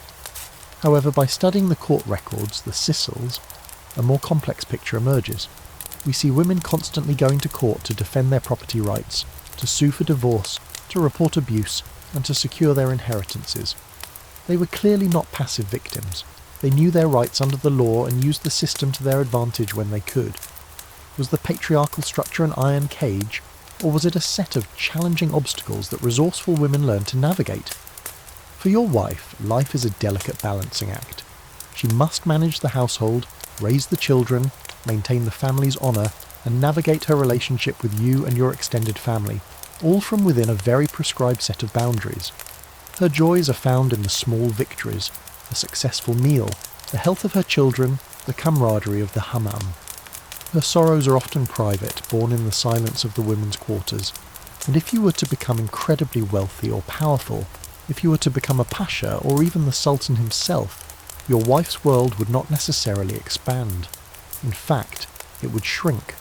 She would enter the ultimate gilded cage, a world of unimaginable luxury and lethal danger, a place that has fascinated and been misunderstood by outsiders for centuries, the Imperial Harem. Forget everything you think you know about the harem. Forget the lurid 19th century European paintings of decadent, lazy women lounging on cushions, waiting to be summoned by the Sultan. The reality of the Imperial Harem of Topkapi Palace is infinitely more complex, structured and dangerous. It is not a brothel. It is the private household of the Sultan, a sprawling labyrinthine complex of over 400 rooms that was home to his mother, his sisters, his wives, his concubines, his children, and the hundreds of servants and eunuchs required to run it. If your daughter, blessed with extraordinary beauty or captured in a war, were to find herself here, her life would become a high-stakes game of chess in a golden cage, small workshop, or maybe you're a modest merchant. You have a wife, and you are starting a family. But now, you must confront a different set of realities, not through your own eyes, but through the life of your wife and eventually your daughters. For more than half the population of the Ottoman Empire, being a woman means living in a world defined by severe restrictions, a world where your choices are made for you by your father, your husband, and your society. Your wife's life began, much like yours, with the unlucky lottery of birth, but with an added layer of disadvantage. While sons were prized for their ability to work, carry on the family name, and support their parents in old age, a daughter was often seen as a financial burden, another mouth to feed who would eventually require a dowry to be married off. Her world has always been the domestic sphere. Her education, as we've seen, was in the arts of the home. Her life is physically demanding, a constant cycle of grinding grain, cooking, cleaning, mending and childcare, all within the confines of the house. The house is her domain, but it is also her prison. The concept of namus, a complex term encompassing honour, virtue and reputation, governs her entire existence. The namus of the family rests disproportionately on the perceived modesty and chastity of its female members. Her behaviour reflects on all of you. When she leaves the house, which is infrequent, she must be completely veiled. This is a well-established social and religious custom, though the style of veiling varied dramatically by region, class and era. In some places, it might be a simple headscarf. In a conservative urban environment, she might wear a full-length robe, a ferace and a veil, the yashmak that covers her face. This is not just about religious piety, it's a matter of social propriety. An unveiled woman in public would be seen as dishonourable or sexually available, bringing shame upon her family and making her a target for harassment. Her social life is almost entirely segregated by gender. She socialises with her female relatives and neighbours. The public spaces of the city, the coffeehouse, the marketplace, the mosque's main prayer hall, are male domains. One of the few acceptable public spaces for women to gather was the communal bathhouse, the hammam. The hammam was a vital social centre for women, a place to relax, exchange news and gossip, and importantly, for mothers to inspect potential brides for their sons. Your marriage itself was likely an arranged affair, a contract negotiated between your two families. Romantic love was not the primary consideration. It was a strategic alliance, designed to join two families, pool resources, and ensure social stability. You may not have even seen your wife's face until your wedding day. Legally, her position is subordinate. Under Islamic law, she has certain rights that were progressive for their time. She has the right to own and inherit property independently of you. She can, in theory, initiate a divorce, kul, under specific circumstances, though it is much easier for you as the husband to divorce her. A simple declaration of "I divorce you," talak. Her entry into the harem is as a slave, an odalisque. From the Turkish odaluk, meaning chambermaid. She might have been purchased at a slave market for her beauty, or she might have been a gift to the sultan from a provincial governor or a foreign potentate. She's a piece of property. Her old life, her family, her name, all are erased. She's given a new poetic Persian name, like Gulbahar, Spring Rose, or Mapeka, Moon-faced. Her first years are spent in training. She's not simply lolling about. This is a formal educational institution. She's converted to Islam and taught the fundamentals of the faith. She's instructed in Turkish language and court etiquette, learning how to walk, speak and serve in a manner befitting the palace. She's also taught feminine arts, how to play a musical instrument, how to sing, to dance, to embroider, and most importantly, the art of being a charming and pleasing companion. She's been groomed. The harem is a brutally rigid hierarchy. At the bottom are the newest girls like her, the asimi. Above them are the kariye, the girls who have completed their training and are eligible to serve the sultan. If she's chosen to spend a night with the sultan and pleases him, she might be elevated to the rank of guzde, in the favourite's eye. If she continues to hold his favour, she could become an ikbal, the fortunate one. And if she bears the sultan a child, especially a son, she achieves the highest rank possible for a concubine, haseki. The ultimate prize is to become the haseki sultan, the chief consort, or to have her son one day ascend the throne, making her the Valid Sultan, the Queen Mother, the most powerful woman in the entire empire. This ladder of promotion is the source of intense and often deadly rivalry. The women of the harem are in constant competition for the sultan's attention, which is the sole source of their power and status. They form alliances, spread malicious gossip, and spy on one another. A misstep, a perceived insult to a more powerful woman, or falling out of the sultan's favour could see her demoted, isolated, or even quietly executed. The beautiful tiled courtyards and gilded rooms mask a world of paranoia and fear. This intense internal political struggle is a defining historical fact of the harem's later periods. A quirky and very telling detail about the harem is the role of the eunuchs. The harem was guarded by eunuchs, men who had been castrated to render them safe guardians of the sultan's women.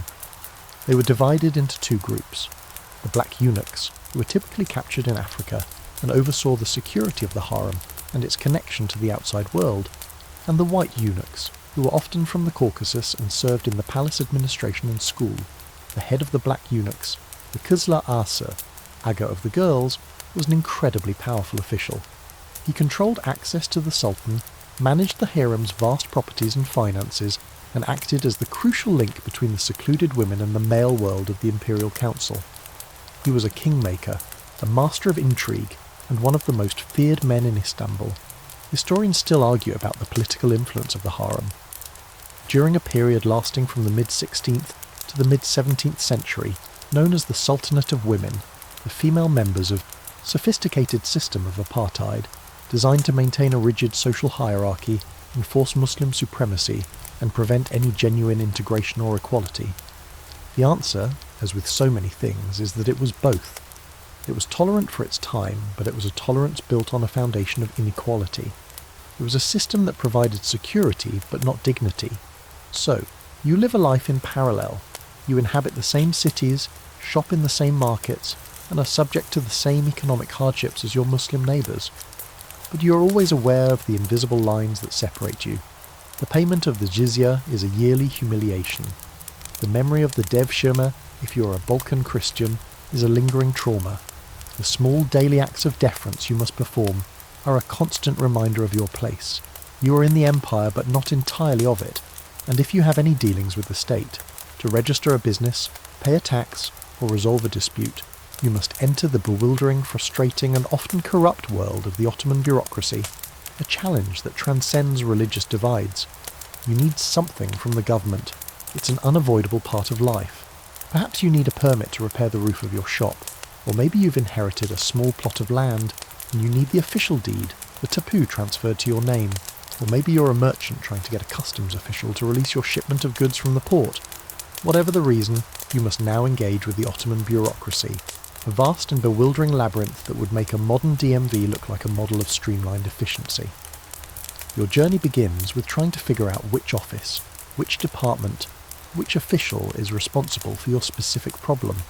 The Ottoman state, especially in its later centuries, was a sprawling administration with a dizzying array of overlapping jurisdictions and specialised bureaus. There is the office of the Grand Vizier, or the Babi Ali, or Sublime Porte, which is the central hub of government. But there are countless other smaller offices, each with its own arcane set of responsibilities. There is no central directory, no helpful government website.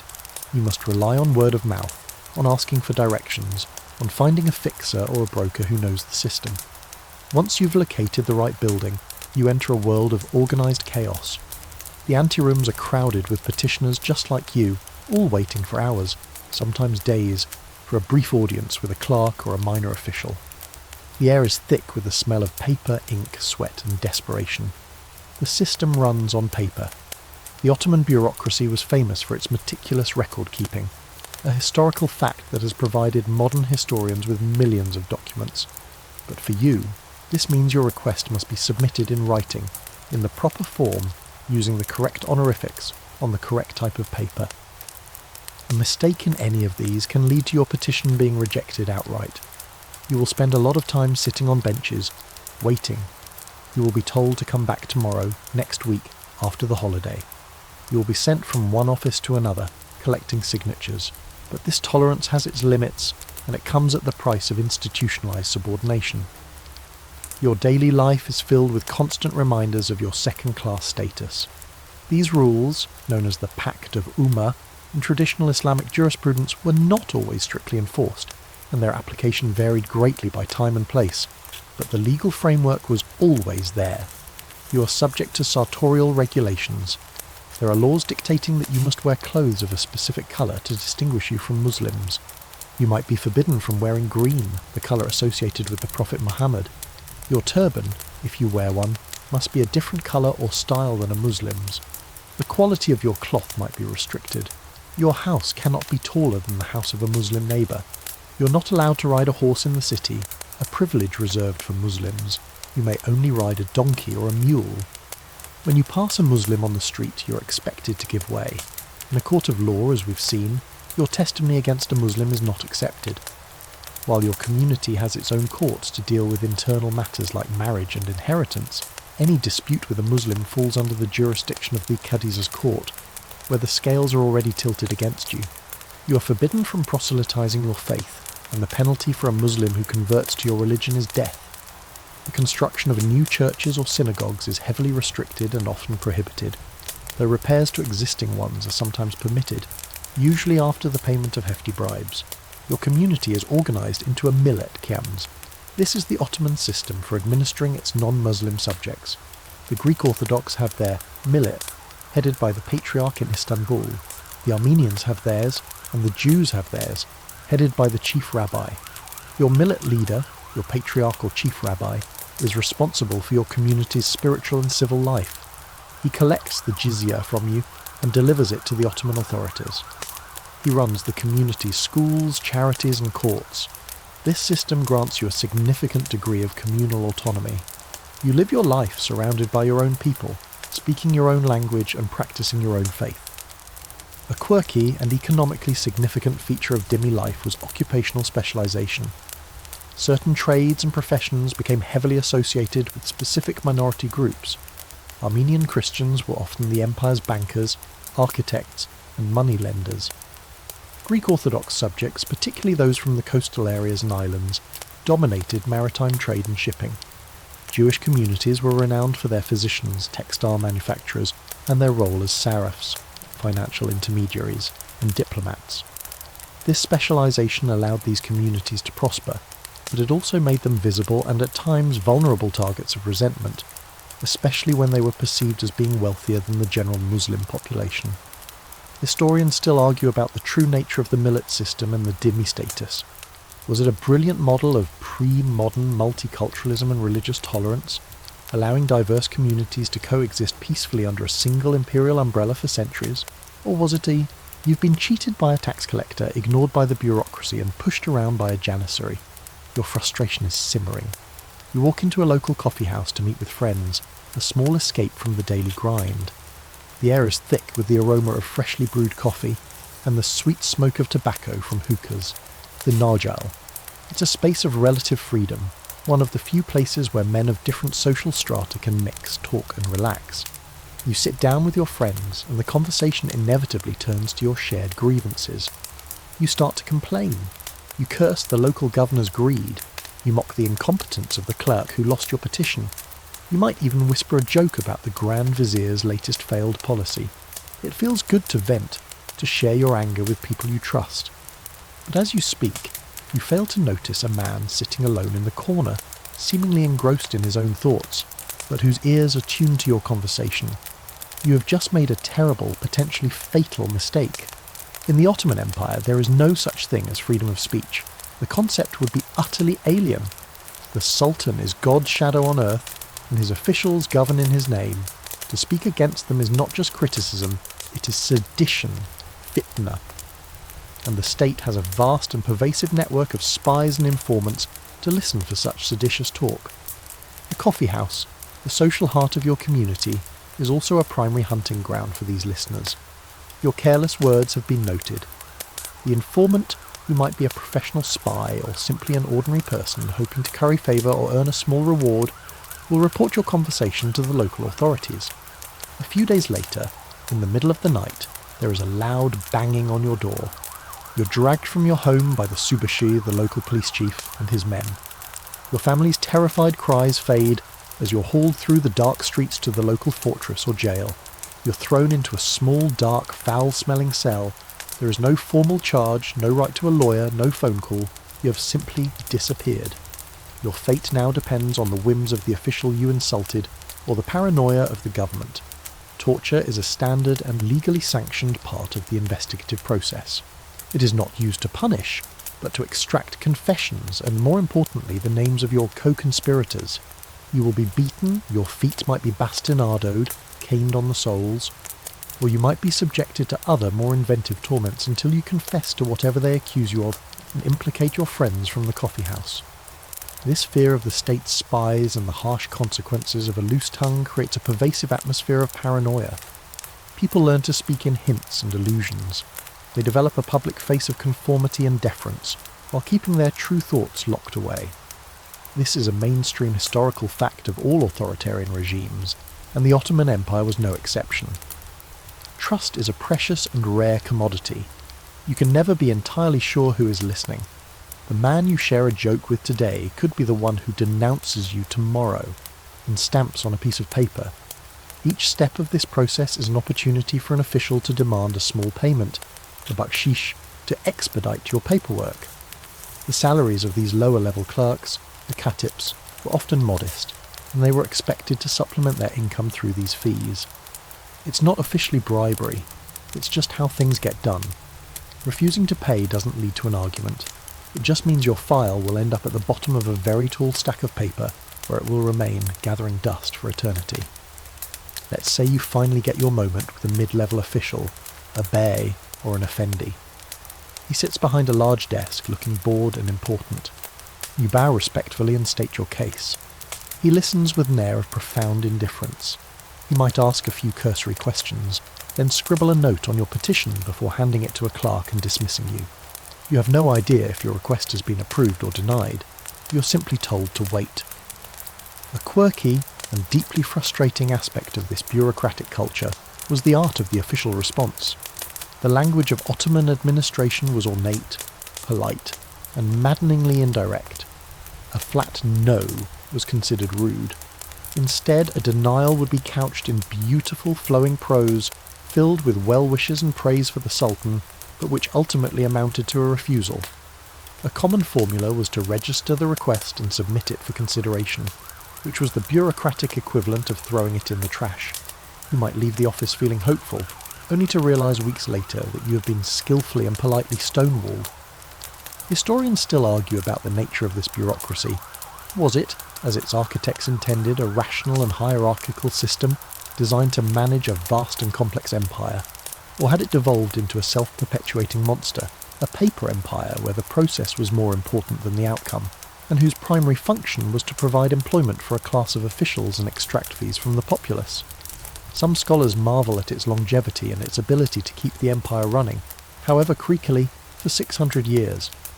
Others see it as a key source of the empire's sickness, a system that stifled commerce, frustrated justice, and bred a deep-seated cynicism among the Sultan's subjects. For you, the petitioner, it is simply a soul-crushing ordeal. You are powerless, at the mercy of petty tyrants and dusty offices. Your success depends not on the merits of your case, but on your patience, your persistence, and the size of your purse. The system is opaque, arbitrary, and deeply personal. The official's decision might be influenced by his mood, whether he likes your face or whether you have a mutual acquaintance who can put in a good word for you.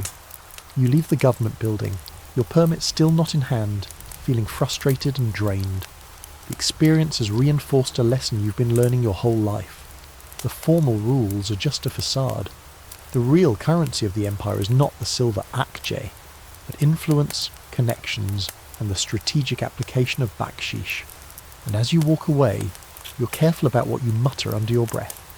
Because in this world, a careless word, an angry complaint spoken in the wrong company, can have consequences far more serious than a rejected petition. First, you need permission. The Ottoman state was wary of internal migration. A peasant leaving his land was a loss of tax revenue.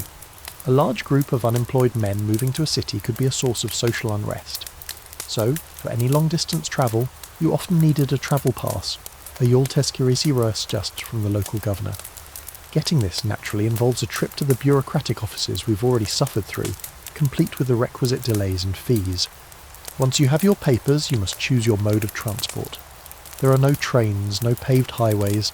The primary method of overland travel is the caravan. You and your family will join a long train of merchants, pilgrims and other travellers, accompanied by their pack animals, camels, mules and donkeys. The caravan provides safety in numbers, a crucial defence against the greatest peril of the road: bandits. The roads themselves are little more than dirt tracks, deeply rutted in the dry season, and a sea of impassable mud in the wet. A well-maintained Roman road might still exist in some places, a ghostly reminder of a previous empire, but for the most part the infrastructure is terrible. A journey that would take a few hours by car today will take you weeks, even months. You travel at the walking pace of a loaded camel, about 3 miles per hour. Your world shrinks to the rhythm of plodding hooves and the creak of leather. At night the caravan stops at a caravanserai or han. This is a uniquely Ottoman institution, a fortified roadside inn. A mainstream historical fact is that the empire built a vast network of these structures along major trade routes. They are large, rectangular stone buildings with a massive fortified gate and a central courtyard for the animals. Around the courtyard are small, unfurnished rooms where you can unroll your bedding for the night. The caravanserai offers protection from bandits and a place to rest, water your animals, and trade news with other travellers. They are a vital lifeline, but they are often dirty, crowded, and flea-ridden. The real danger lies in the stretches between these safe havens. The countryside is crawling with bandits, Esquire. They are often former soldiers, dispossessed peasants, or local tribesmen who find plunder more profitable than farming. They know the terrain intimately. They watch the caravans from the hills, waiting for an opportunity to strike. An attack is swift and brutal. They will overwhelm the caravan's few guards, killing anyone who resists. They will take everything of value, your money, your goods, your animals. They might take you and your family captive to be held for ransom or sold into slavery. Your journey for a better life could end with you in chains. Even if you avoid bandits, the journey is fraught with other perils. You are exposed to the elements, the brutal sun of summer, the freezing winds of winter. Water can be scarce. You might fall ill from drinking from a contaminated source, and there is no doctor to be found. Your animals can sicken and die, forcing you to abandon your goods. A quirky and rather chilling tidbit about this culture of surveillance is the existence of the Bostansabasha, the chief of the Imperial gardeners. The Bostances were not just gardeners. They were an elite palace guard and the Sultan's personal security force and intelligence service. The Bostansabasha had the authority to carry out summary executions. If a high-ranking official fell from favour, the Bostansabasha might be dispatched to his home with a silken cord. The execution would be swift and silent. For lesser offenders, the trip to the Bostansabasha's headquarters was often a one-way journey. The public fountains of Istanbul were rumoured to be a convenient place for them to display the heads of the recently punished as a warning to others. Historians still argue about how to interpret the vast archives of the Ottoman state in light of this pervasive censorship and fear. When a chronicle praises the Sultan in lavish terms, is it a genuine expression of loyalty or a calculated act of self-preservation? When a court record shows a peasant humbly accepting a judge's verdict, does it reflect a belief in the justice of the system or a fear of the consequences of protest? Reading between the lines of these official documents is a constant challenge for historians who must always be aware of the unspoken context of fear and coercion. Your fate is grim. If you are lucky, your family might be able to bribe the right official to secure your release after a few weeks in jail and a brutal beating. If you're less lucky, you might be exiled to a remote, disease-ridden island in the Aegean. Or, if the official you insulted was powerful and vindictive enough, you could be quietly executed, your body disposed of unceremoniously. Your friends who were with you in the coffeehouse are likely sharing a similar fate. You have learned the Empire's harshest lesson. Poverty, injustice, and back-breaking labour are survivable. But a single, careless sentence can erase your entire existence. The physical world is full of dangers, but the world of words is a minefield. This constant fear of speaking your mind poisons social trust and makes true community difficult. It reinforces a sense of fatalism and helplessness. The system is what it is, and you are powerless to change it. Your best survival strategy is to be invisible, to be silent, and to obey. Having learned this lesson, you might think the safest course of action is to simply stay put. But even the act of staying in one place is no guarantee of safety, and trying to move, to travel anywhere, opens up a whole new category of misery. Let's say you've decided to take a risk. A cousin in a distant city, perhaps Izmir or Damascus, has written to you, or more likely, sent a message with a travelling merchant about a business opportunity. Or maybe you're a devout Muslim undertaking the ultimate journey of faith, the Hajj pilgrimage to Mecca. Or perhaps you're simply trying to move your family from your drought-stricken village to a more fertile region. You've decided to travel. In the modern world, this means booking a flight or gassing up the car. In the Ottoman Empire, it means you're about to embark on a slow, expensive, and profoundly dangerous ordeal. Here's a quirky and revealing tidbit about Ottoman travel: the road tax.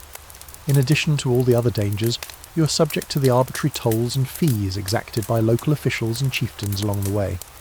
You will be stopped at mountain passes, river crossings, and the gates of towns by armed men demanding a passage tax, the Devşirme. These tolls are often illegal, little more than localised extortion by petty tyrants who control a bridge or a pass. There is no set rate. The price is whatever they think they can get from you. You have to pay. The alternative is being turned back, or worse. Your travel budget needs a hefty line item for miscellaneous bribes. Historians still argue about the state's control over its own territory. Did the prevalence of banditry and the power of local warlords signify a fundamental weakness of the central government? A sign that its authority was a fiction in the rugged provinces far from Istanbul? Or was this state of affairs a pragmatic, if messy, form of indirect rule, where the state tolerated a certain level of local autonomy and lawlessness as long as the main trade routes were kept open and taxes were broadly collected? The existence of the state-sponsored caravanserai network suggests a commitment to safe travel, while the ubiquity of banditry suggests a failure to achieve it. You finally arrive at your destination months after you set out. You're exhausted, significantly poorer, and lucky to be alive. The journey has been a constant battle against nature, predatory men, and corrupt officials. You have seen the raw, untamed reality of the empire, a far cry from the orderly pronouncements of the Sultan's decrees. You understand now that the empire is not a single, unified entity, but a patchwork of loosely controlled regions, each with its own dangers. Having survived the journey, you might feel a sense of relief, but your new home, the city, is no guarantor of stability. For the very heart of the empire, the Topkapi Palace itself, is a source of unending intrigue that can send shockwaves of instability across the land at any moment. You have settled in your new city, perhaps even Istanbul itself, the heart of the empire. You try to build a new life, minding your own business, keeping your head down. You feel a long way from the concerns of the great and powerful, but you are mistaken. The political weather of the entire empire is dictated by a storm system that swirls perpetually within the walls of the Topkapi Palace. The unending, ruthless, and often violent power struggles that take place there do not stay contained. They spill out, causing instability that rocks your world, even down at the level of the street. The central drama of the Ottoman court for much of its history revolves around the succession. This is a crucial, defining historical fact of the dynasty. For the first few centuries there was no clear, established rule of succession like primogeniture, where the eldest son inherits. The operating principle was essentially a brutal form of social Darwinism, survival of the fittest. All the Sultan's sons had an equal claim to the throne. When their father died, they would race to the capital, and whichever son managed to secure the loyalty of the Janissaries and the court officials would become the new Sultan. You experience this as a terrifying lack of stability. One day, the Janissaries are parading in support of the Sultan. The next, as we've seen, they are overturning their cauldrons, rioting in the streets, and demanding the head of the Grand Vizier because their preferred palace faction has lost influence. The price of bread in your market might suddenly skyrocket because a political crisis has disrupted the grain supply from Egypt. A new governor might arrive in your city and immediately impose a raft of new, crippling taxes to fill the empty treasury or to line his own pockets. The whispers from the palace become the most important news in the city. Whose star is rising? Which faction is gaining the ear of the Sultan? Is the Valid Sultan feuding with the Grand Vizier?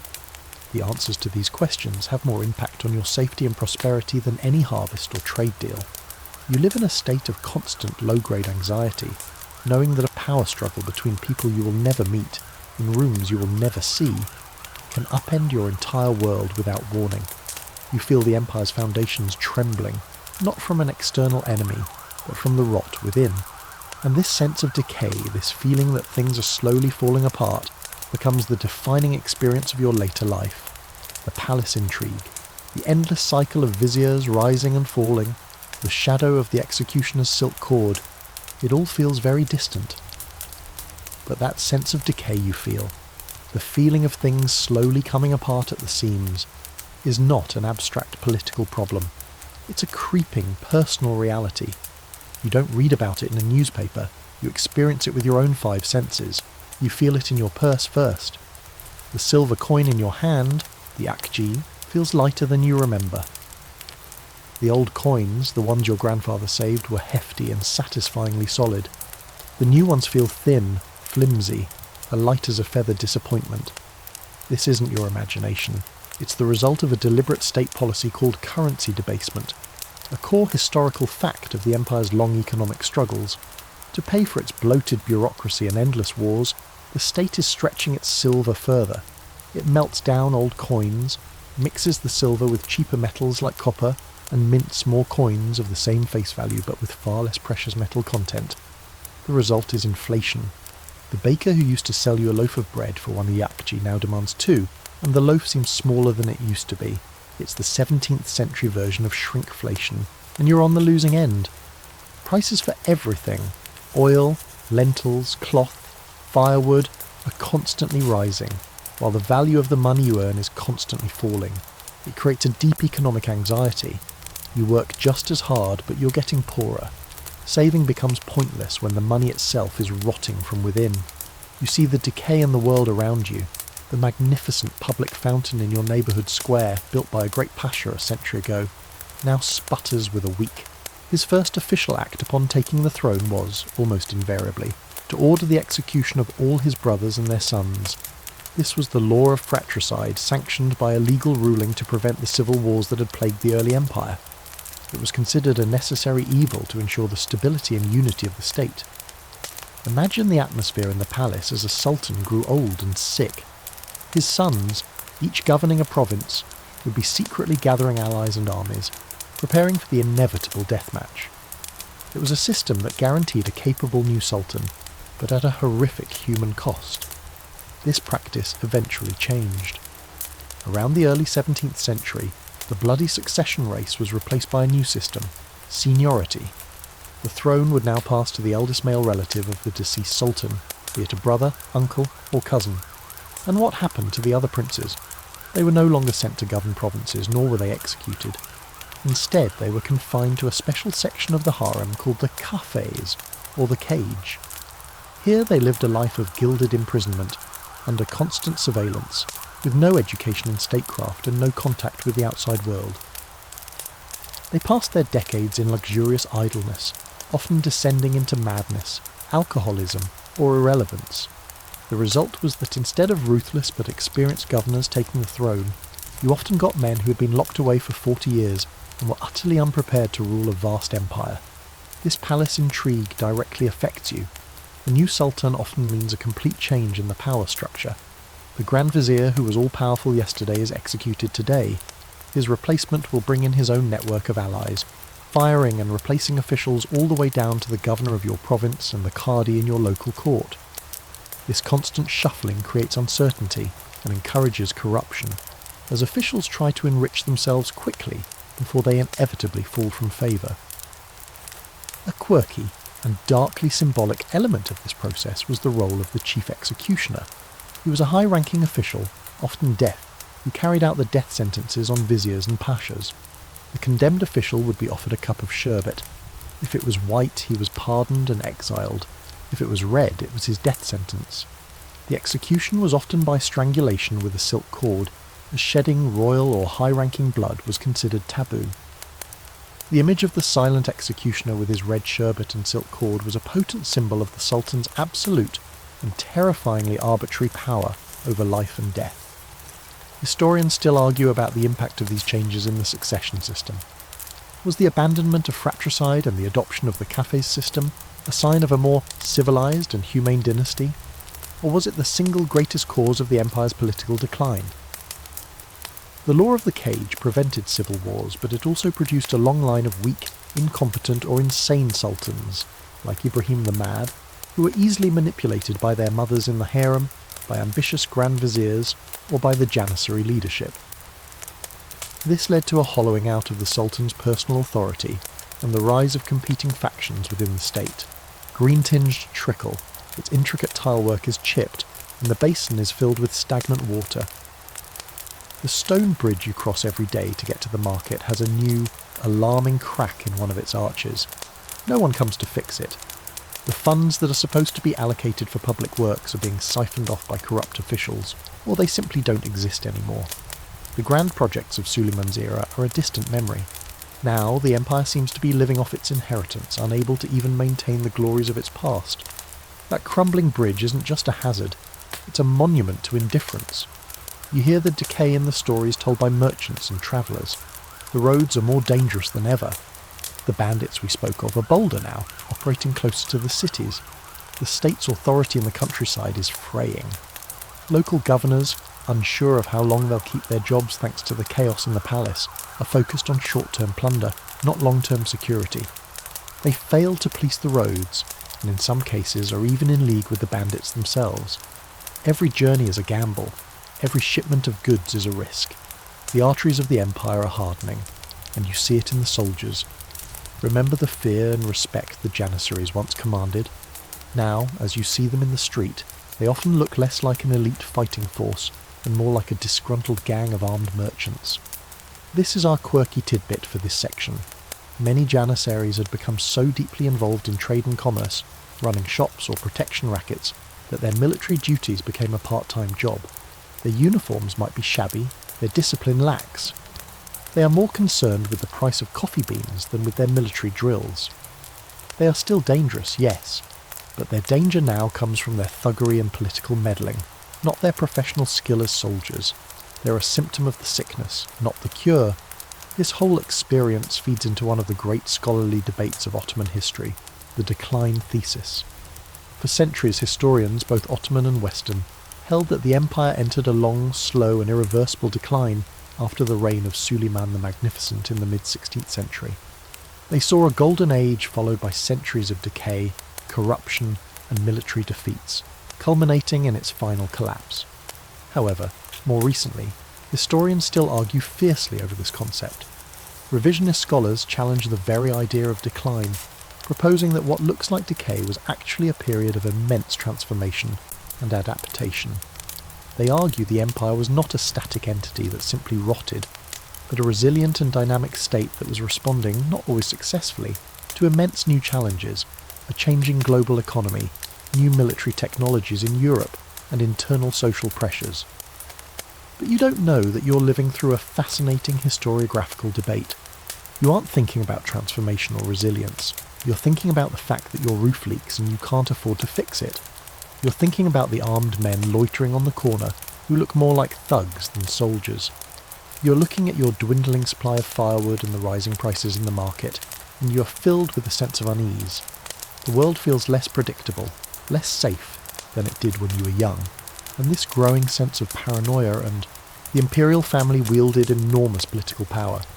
Powerful women like Hürrem Sultan, the wife of Suleiman the Magnificent, Kösem Sultan and Turan Sultan, effectively ran the empire as regents for their young sons, or through their influence over weak or incompetent husbands.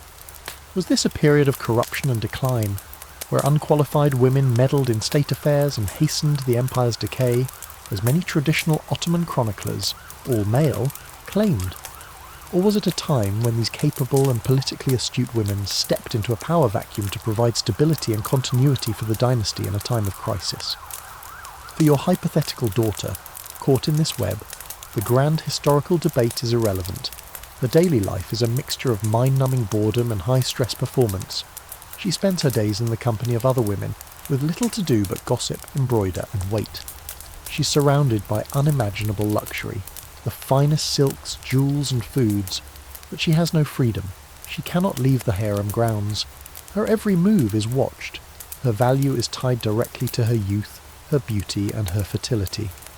If she catches the Sultan's eye, she might gain power and influence beyond a normal woman's wildest dreams, but she might also make powerful enemies. She could end her days as a beloved consort, or she could end up at the bottom of the Bosphorus, tied in a weighted sack. That was the grim fate reserved for those who seriously transgressed the harem's rules. Her life is a gamble for the highest stakes imaginable. It is a world away from the dusty street of the artisan or the sun-baked field of the peasant, but it is just as precarious, and in many ways far more terrifying. The gilded bars of her cage are still bars, and her precarious status as a favoured slave of the Sultan is a world apart from the daily grinding disadvantages faced by the millions of the empire's subjects who are not Muslim. Let's shift our perspective again. You're not a Muslim peasant, artisan, or even a harem slave. You were born into a different community. You are a dhimmi, a protected person. you are one of the empire's millions of non-Muslim subjects, perhaps a Greek Orthodox Christian, an Armenian Christian, or a Sephardic Jew. Your ancestors may have been living on this land for centuries, long before the first Ottoman horsemen arrived, but under Ottoman rule, your legal and social status is fundamentally different. You are tolerated, you are protected, but you are not equal. Your life is governed by the principles of the Dhimmi Pact, a concept rooted in early Islamic law. In exchange for your loyalty to the Sultan and your payment of the special poll tax, the jizya, the state guarantees your life, your property, and your freedom of religion. This was, for its time, a remarkably pragmatic and tolerant policy. A mainstream historical fact is that at a time when religious wars were tearing Europe apart and minorities like the Jews were being expelled from countries like Spain and Portugal, the Ottoman Empire offered a relative safe haven. The mass settlement of Sephardic Jews in Ottoman lands after their expulsion from Spain in 1492 is a testament to this. Let's shift our perspective again. You're not a Muslim peasant, artisan, or even a harem slave. You were born into a different community.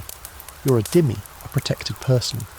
You're one of the empire's millions of non-Muslim subjects, perhaps a Greek Orthodox Christian, an Armenian Christian, or a Sephardic Jew. Your ancestors may have been living on this land for centuries, long before the first Ottoman horsemen arrived, but under Ottoman rule your legal and social status is fundamentally different. You are tolerated, you are protected, but you are not equal. Your life is governed by the principles of the Dhimmi Pact, a concept rooted in early Islamic law. In exchange for your loyalty to the Sultan and your payment of the special poll tax, the jizya, the state guarantees your life, your property, and your freedom of religion. This was, for its time, a remarkably pragmatic and tolerant policy. A mainstream historical fact is that, at a time when religious wars were tearing Europe apart and minorities like the Jews were being expelled from countries like Spain and Portugal, the Ottoman Empire offered a relative safe haven. The mass settlement of Sephardic Jews in Ottoman lands after their expulsion from Spain in 1492 is a testament to this. Mistrust finds its perfect breeding ground in the one place you go to escape it all, the coffeehouse. The coffeehouse remains the centre of your social universe. It's the only place a man of modest means can go for a bit of affordable leisure and conversation. You step inside, leaving the decaying infrastructure and the economic anxieties of the street behind you. The familiar comforting smell of coffee, tobacco and warm bodies envelops you. You find a spot on a cushioned bench along the wall, and the kavisi, the coffee maker, brings you a small steaming cup of the bitter, black brew. It's a moment of peace, but it's a tainted peace, because you know the coffeehouse is not a sanctuary.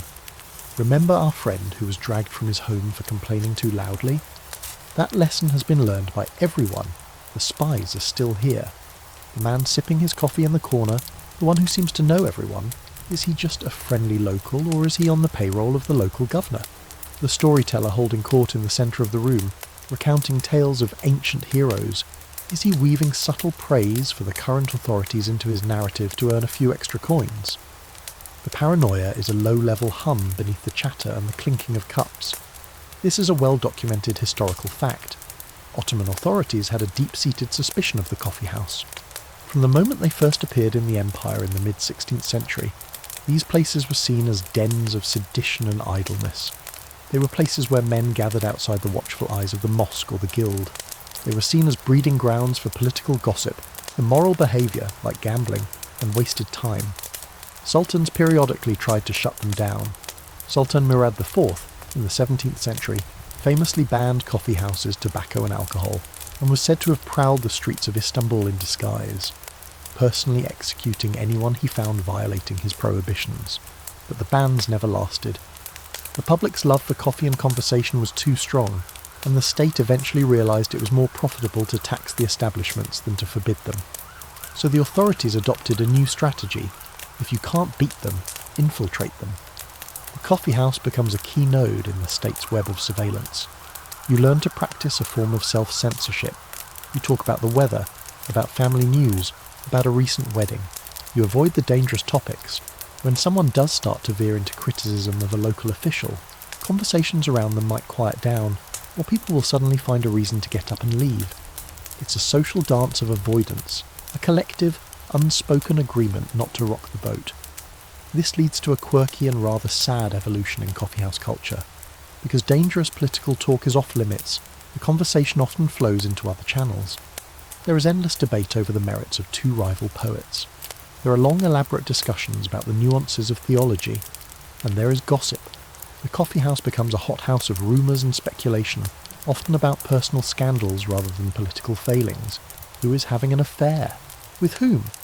Which merchant is secretly on the verge of bankruptcy? The focus shifts from the powerful to the personal, from sedition to slander. It's safer to ruin your neighbour's reputation than to question the governor's tax policy. The presence of spies doesn't just create paranoia, it erodes the very fabric of your community. It sows mistrust between friends and neighbours. You look at your old friend Ahmet, who you've known since you were boys. But last week he got that favourable ruling from the Qadi in a land dispute. How did he manage that? Did he inform on someone? Could he inform on you? This constant low-grade suspicion poisons relationships and makes genuine solidarity impossible. You can never be completely sure who is a friend and who is an informant. Historians still argue about the true social function of the Ottoman coffeehouse. Was it, as some romantic portrayals suggest, a penny university, a vibrant public sphere where a new, more informed and critical citizenry was being forged? Or was it, as the authorities feared, a den of idleness and dissent that threatened the social order? Or perhaps was it something else entirely, a safety valve, where men could vent their frustrations in a relatively controlled environment, a place where the state's spies could keep a finger on the pulse of public opinion? The truth is likely all three at once. It was a space of potential freedom, constantly monitored and constrained by a suspicious state. You finish your coffee. The conversation has been pleasant but shallow. You've exchanged pleasantries but said nothing of substance. The experience is ultimately unsatisfying. You came here for a sense of community, but the ever-present threat of surveillance has left you feeling more isolated than before. You walk back out into the street, leaving the cloud of paranoia behind, only to be reminded that there are other, more immediate threats to your existence than the government's spies. Nature itself is an unpredictable and often cruel landlord, and when it decides to act, there is no organised response to save you. You're asleep in your small, timber-framed house, nestled in a crowded quarter of Istanbul. You're dreaming of nothing in particular when a sudden, violent jolt throws you from your sleeping mat. The whole house groans and the timbers creak as if they are about to snap. The sound of shattering pottery comes from the other room, followed by the terrified screams of your family and neighbours. You have just been woken up by an earthquake, a terrifyingly common occurrence in this seismically active region. You scramble to your feet in the darkness, trying to gather your family and get out of the collapsing house. This is the first and most primal terror of disaster in the pre-modern city. There is no warning system, no emergency broadcast. You are on your own. The Ottoman world is a landscape of frequent and devastating natural disasters. Earthquakes are a constant threat, especially along the North Anatolian fault, which runs perilously close to. Istanbul, the city, has been levelled or severely damaged by major quakes multiple times throughout its history, most famously in 1509, an event so catastrophic it was nicknamed the Lesser Day of Judgment. But even smaller tremors can bring down the poorly constructed timber and mud brick houses, burying their inhabitants in the rubble. If you survive the initial quake and make it out into the narrow alley, the danger is not over. The streets are a chaotic scene of panic and destruction. Fallen beams block your path. People are trapped, crying for help from beneath piles of debris. But the greatest danger after the shaking stops is fire. Fires are the true scourge of the Ottoman city. The houses are built of wood, packed together so tightly that they touch. A single overturned candle or a spark from a hearth can start a blaze that, fanned by the winds from the sea, can turn an entire district into an inferno in a matter of hours. There is no professional fire department. This is a crucial historical fact to understand about your vulnerability. The primary firefighting force is the Janissary Corps, who are often more interested in looting the burning homes than in putting out the fire. There is a specialised corps of firemen, the Tulumbuchas, but they are a later development, and in their early days they are more like volunteer gangs with a simple hand pump, often arriving late and ill-equipped. You stand and watch in horror as the flames leap from roof to roof, consuming your neighbourhood. The roar of the fire is deafening, the heat is intense, The air is thick with smoke and the smell of burning wood and disaster. You have lost everything, your home, your workshop, all your worldly possessions, all gone in a matter of minutes. You're now homeless, a refugee in your own city, one of thousands huddled in the open squares or mosque courtyards with nothing but the clothes on your back. And what is the official response? There is no FEMA, no Red Cross. In the immediate aftermath, there is chaos. The state's first priority is to restore order and prevent looting. The Sultan might order the distribution of some bread from the palace kitchens, but this is a drop in the ocean. For the most part, you're left to fend for yourself. You rely on the charity of relatives or neighbours in unaffected parts of the city. The guild might provide some support for its members, but its resources are quickly overwhelmed. A quirky and rather grim tidbit of disaster response was the fire-watching system. The city's watchtowers, like the Galata Tower, were staffed with lookouts. When they spotted a fire, they would raise a signal. But the response was slow and disorganised. The primary method of fighting the fire was to create a firebreak by demolishing the houses in the fire's path. This often meant a squad of Janissaries would arrive at your intact house with axes and hooks and tear it down, sometimes without even giving you time to get your belongings out. Your house would be sacrificed to save a richer neighbourhood down the line. Historians still argue about the long-term impact of these frequent disasters on Ottoman urban society. Did the constant cycle of destruction and rebuilding prevent the accumulation of generational wealth and contribute to a sense of fatalism and resignation? Or did it, paradoxically, foster a strong sense of community resilience and charity, as people were forced to rely on each other for survival? The endowments, waqfs, that funded so much of the city's life often included provisions for rebuilding, suggesting a society that was very conscious of its own fragility and tried to plan for it. For you, in the ashes of your home, the historical debate is cold comfort. You have survived the earthquake and the fire, but you are now destitute. The state has proven powerless to protect you from the wrath of nature. The disaster is often interpreted through a religious lens. It is a punishment from God for the city's sins, the corruption of its officials, or the impiety of its people. There are calls for public prayer and repentance. As you try to rebuild your life from nothing, you find yourself in a city seething with tension. The disaster has exacerbated all the existing social and economic problems. Resources are scarce, people are desperate, and in this volatile atmosphere, the simmering resentments between the different ethnic and religious groups who share the city begin to boil over.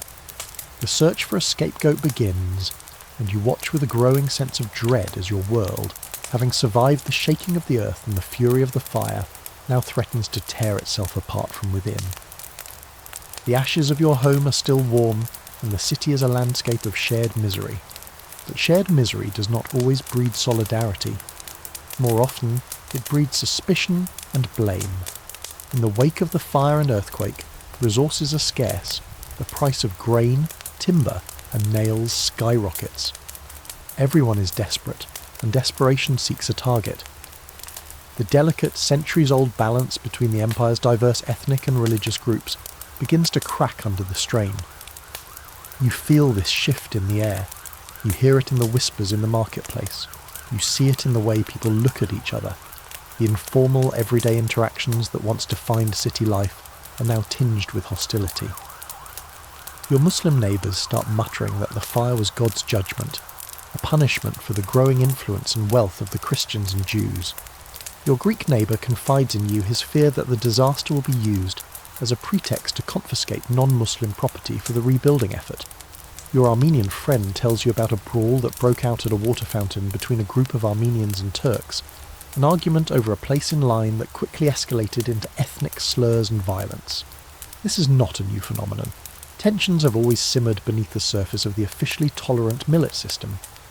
But as the empire weakens, as the economy falters, and as the central government's authority frays, these tensions become more acute and more violent. The long 19th century in particular is a period of rising nationalism, an idea imported from Europe that is utterly toxic to a multi-ethnic, multi-religious empire like the Ottomans. The Greek War of Independence in the 1820s is a major turning point. A mainstream historical fact is that this event, which led to the creation of an independent Greek kingdom, shattered the old Ottoman model of governance. For the Ottoman state, it was an act of treason by the Greek millet, which had been nurtured and protected for centuries. The brutal Ottoman reprisals against Greek civilians, including the infamous massacre on the island of Chios and the subsequent ethnic cleansing of Turks and Muslims from the newly independent Greece, created a legacy of deep-seated mutual hatred and mistrust. Now every ethnic group within the empire is a potential fifth column. The state begins to look at its Armenian, Bulgarian, Serbian and Arab subjects not as loyal communities, but as potential separatists, possibly in league with rival European powers like Russia, Britain or France, who are all eager to carve out their own spheres of influence from the decaying body of the sick man of Europe. You experience this as a hardening of identities. Before, you might have thought of yourself primarily as an Ottoman, a subject of the Sultan, a resident of Istanbul. Now you are forced to choose. Are you a Turk, an Arab, a Greek, an Armenian? The lines become sharper and less permeable. The old cosmopolitan ideal of Ottomanism begins to die, replaced by competing nationalisms. A quirky and tragic detail of this period is the role of clothing. Remember how the dhimmi were once forced to wear distinctive clothing to mark them as subordinate? In the 19th century, as part of a series of modernising reforms known as the Tanzimat, these discriminatory dress codes were officially abolished.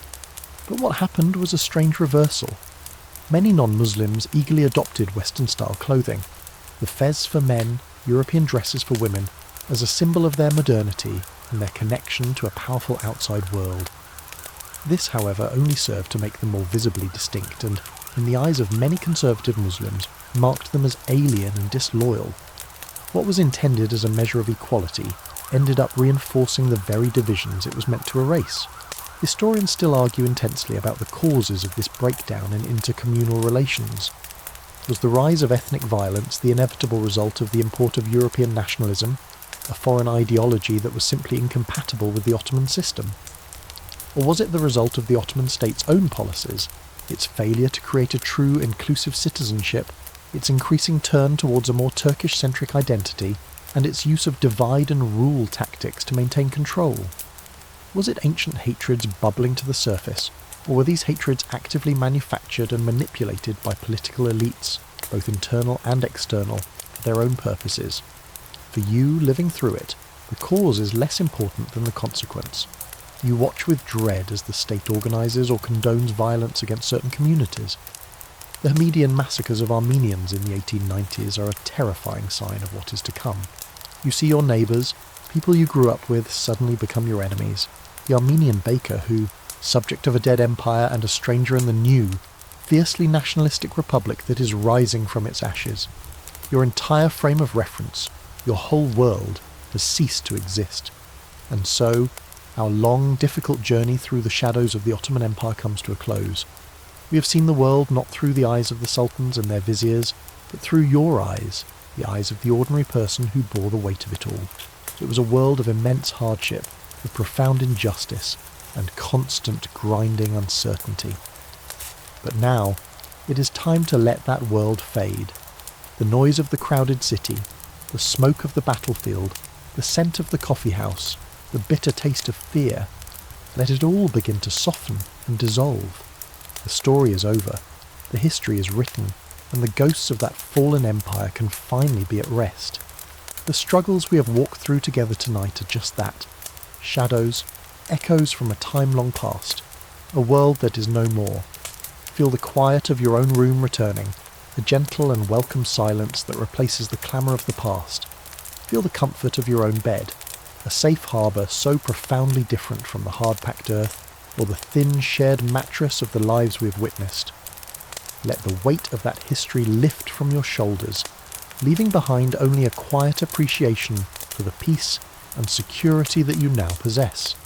Your journey is done. All that is left is to drift, to float, to let the gentle currents of sleep carry you away into a quiet, untroubled night. Sold you bread, your whole life is now a traitor. The Greek merchant you traded with is now a spy. The atmosphere is thick with fear, propaganda and conspiracy theories. A small local dispute can now ignite a full-blown pogrom. The government, far from being a neutral arbiter, often encourages the violence or at best turns a blind eye. Your safety no longer depends on the law, but on which ethnic or religious group has the upper hand in your particular district. You live in a state of constant alert, your loyalties narrowed from a multi-ethnic empire to your own tribe. The world your grandfather knew, a world of complex but relatively stable coexistence, is gone. And you are standing on the precipice of the final bloody act of the Ottoman story, a cataclysm of war and genocide that will sweep you and your entire world away. The simmering tensions have finally boiled over. The year is 1914, and a political assassination in a distant Balkan city you've never heard of, Sarajevo, has ignited a fire that will consume the world and what's left of your empire along with it. The great powers of Europe are going to war. At first, it seems like their problem, but the Ottoman government, led by a triumvirate of ambitious pashas from the Young Turk movement, decides to make a fateful gamble. They decide to join the war on the side of Germany and the Austro-Hungarian Empire. It's like your friend group's most unstable couple, getting into a fight and somehow dragging the entire neighbourhood into it. The decision is sealed with a fantastically quirky and cynical piece of naval theatre. 2 German warships, the Goeben and the Breslau, fleeing a British fleet in the Mediterranean, are given refuge in Istanbul. In a brilliant act of political manoeuvring, the Germans gift the ships to the Ottoman navy. They are given Turkish names, their German sailors don Ottoman fezes, and they sail into the Black Sea to attack Russian ports. And just like that, you are at war. Russia, Britain and France are now your enemies. For you on the street, the first sign is a wave of patriotic fervour, carefully orchestrated by the government. There are parades, flags, and speeches about defending the honour of the caliphate. But this quickly gives way to the grim reality. Your son, or perhaps you yourself, is conscripted. You're handed a rifle that looks like it was last used in the war against Napoleon, and a uniform that seems to have been designed by someone who hated shoulders. You're sent off to fight in one of several brutal theatres: the frozen mountains of the Caucasus against the Russians, the deserts of Mesopotamia and Palestine against the British, or the bloody, nightmarish campaign at Gallipoli. The Ottoman army is ill-equipped, poorly supplied, and led by commanders who are often more concerned with political manoeuvring than military strategy. Millions will die from combat, disease and starvation. Back on the home front, life becomes a living hell. The Allied naval blockade cuts off almost all imports. The famines you have survived in the past seem like minor shortages compared to this. The state seizes all available food to supply the army, leaving the cities to starve. Bread is made from almost anything but flour. People are boiling shoe leather for sustenance. The weak, the elderly, and the very young die in droves. The social fabric we saw fraying before is now ripped to shreds. And then comes the darkest chapter. The wartime government, steeped in a paranoid and radical form of Turkish nationalism, uses the war as a pretext to solve its Armenian problem once and for all. This is a central, horrific fact of the empire's collapse. Citing fears that the Armenian Christian community would side with the Russians, the government orders the systematic deportation of the entire Armenian population from their ancestral lands in eastern Anatolia. You watch as your Armenian neighbours, people you have known your entire life, are rounded up by soldiers and gendarmes. The men are separated and killed. The women, children and elderly are forced on death marches into the Syrian desert with no food, no water, no protection. It is a state-organised atrocity of unimaginable scale. You see the columns of exhausted people stumbling through your town, and you are faced with a terrible choice. Help them, and risk being shot as a traitor, or turn away and live with the shame for the rest of your life. The empire is not just dying, it is murdering its own people on its way out. Historians still argue about the precise chain of command and the degree to which the massacres were centrally orchestrated from the very beginning, versus a series of escalating brutalities that took on a genocidal logic of their own. But for the more than 1 million Armenians who perished, the academic distinction is meaningless.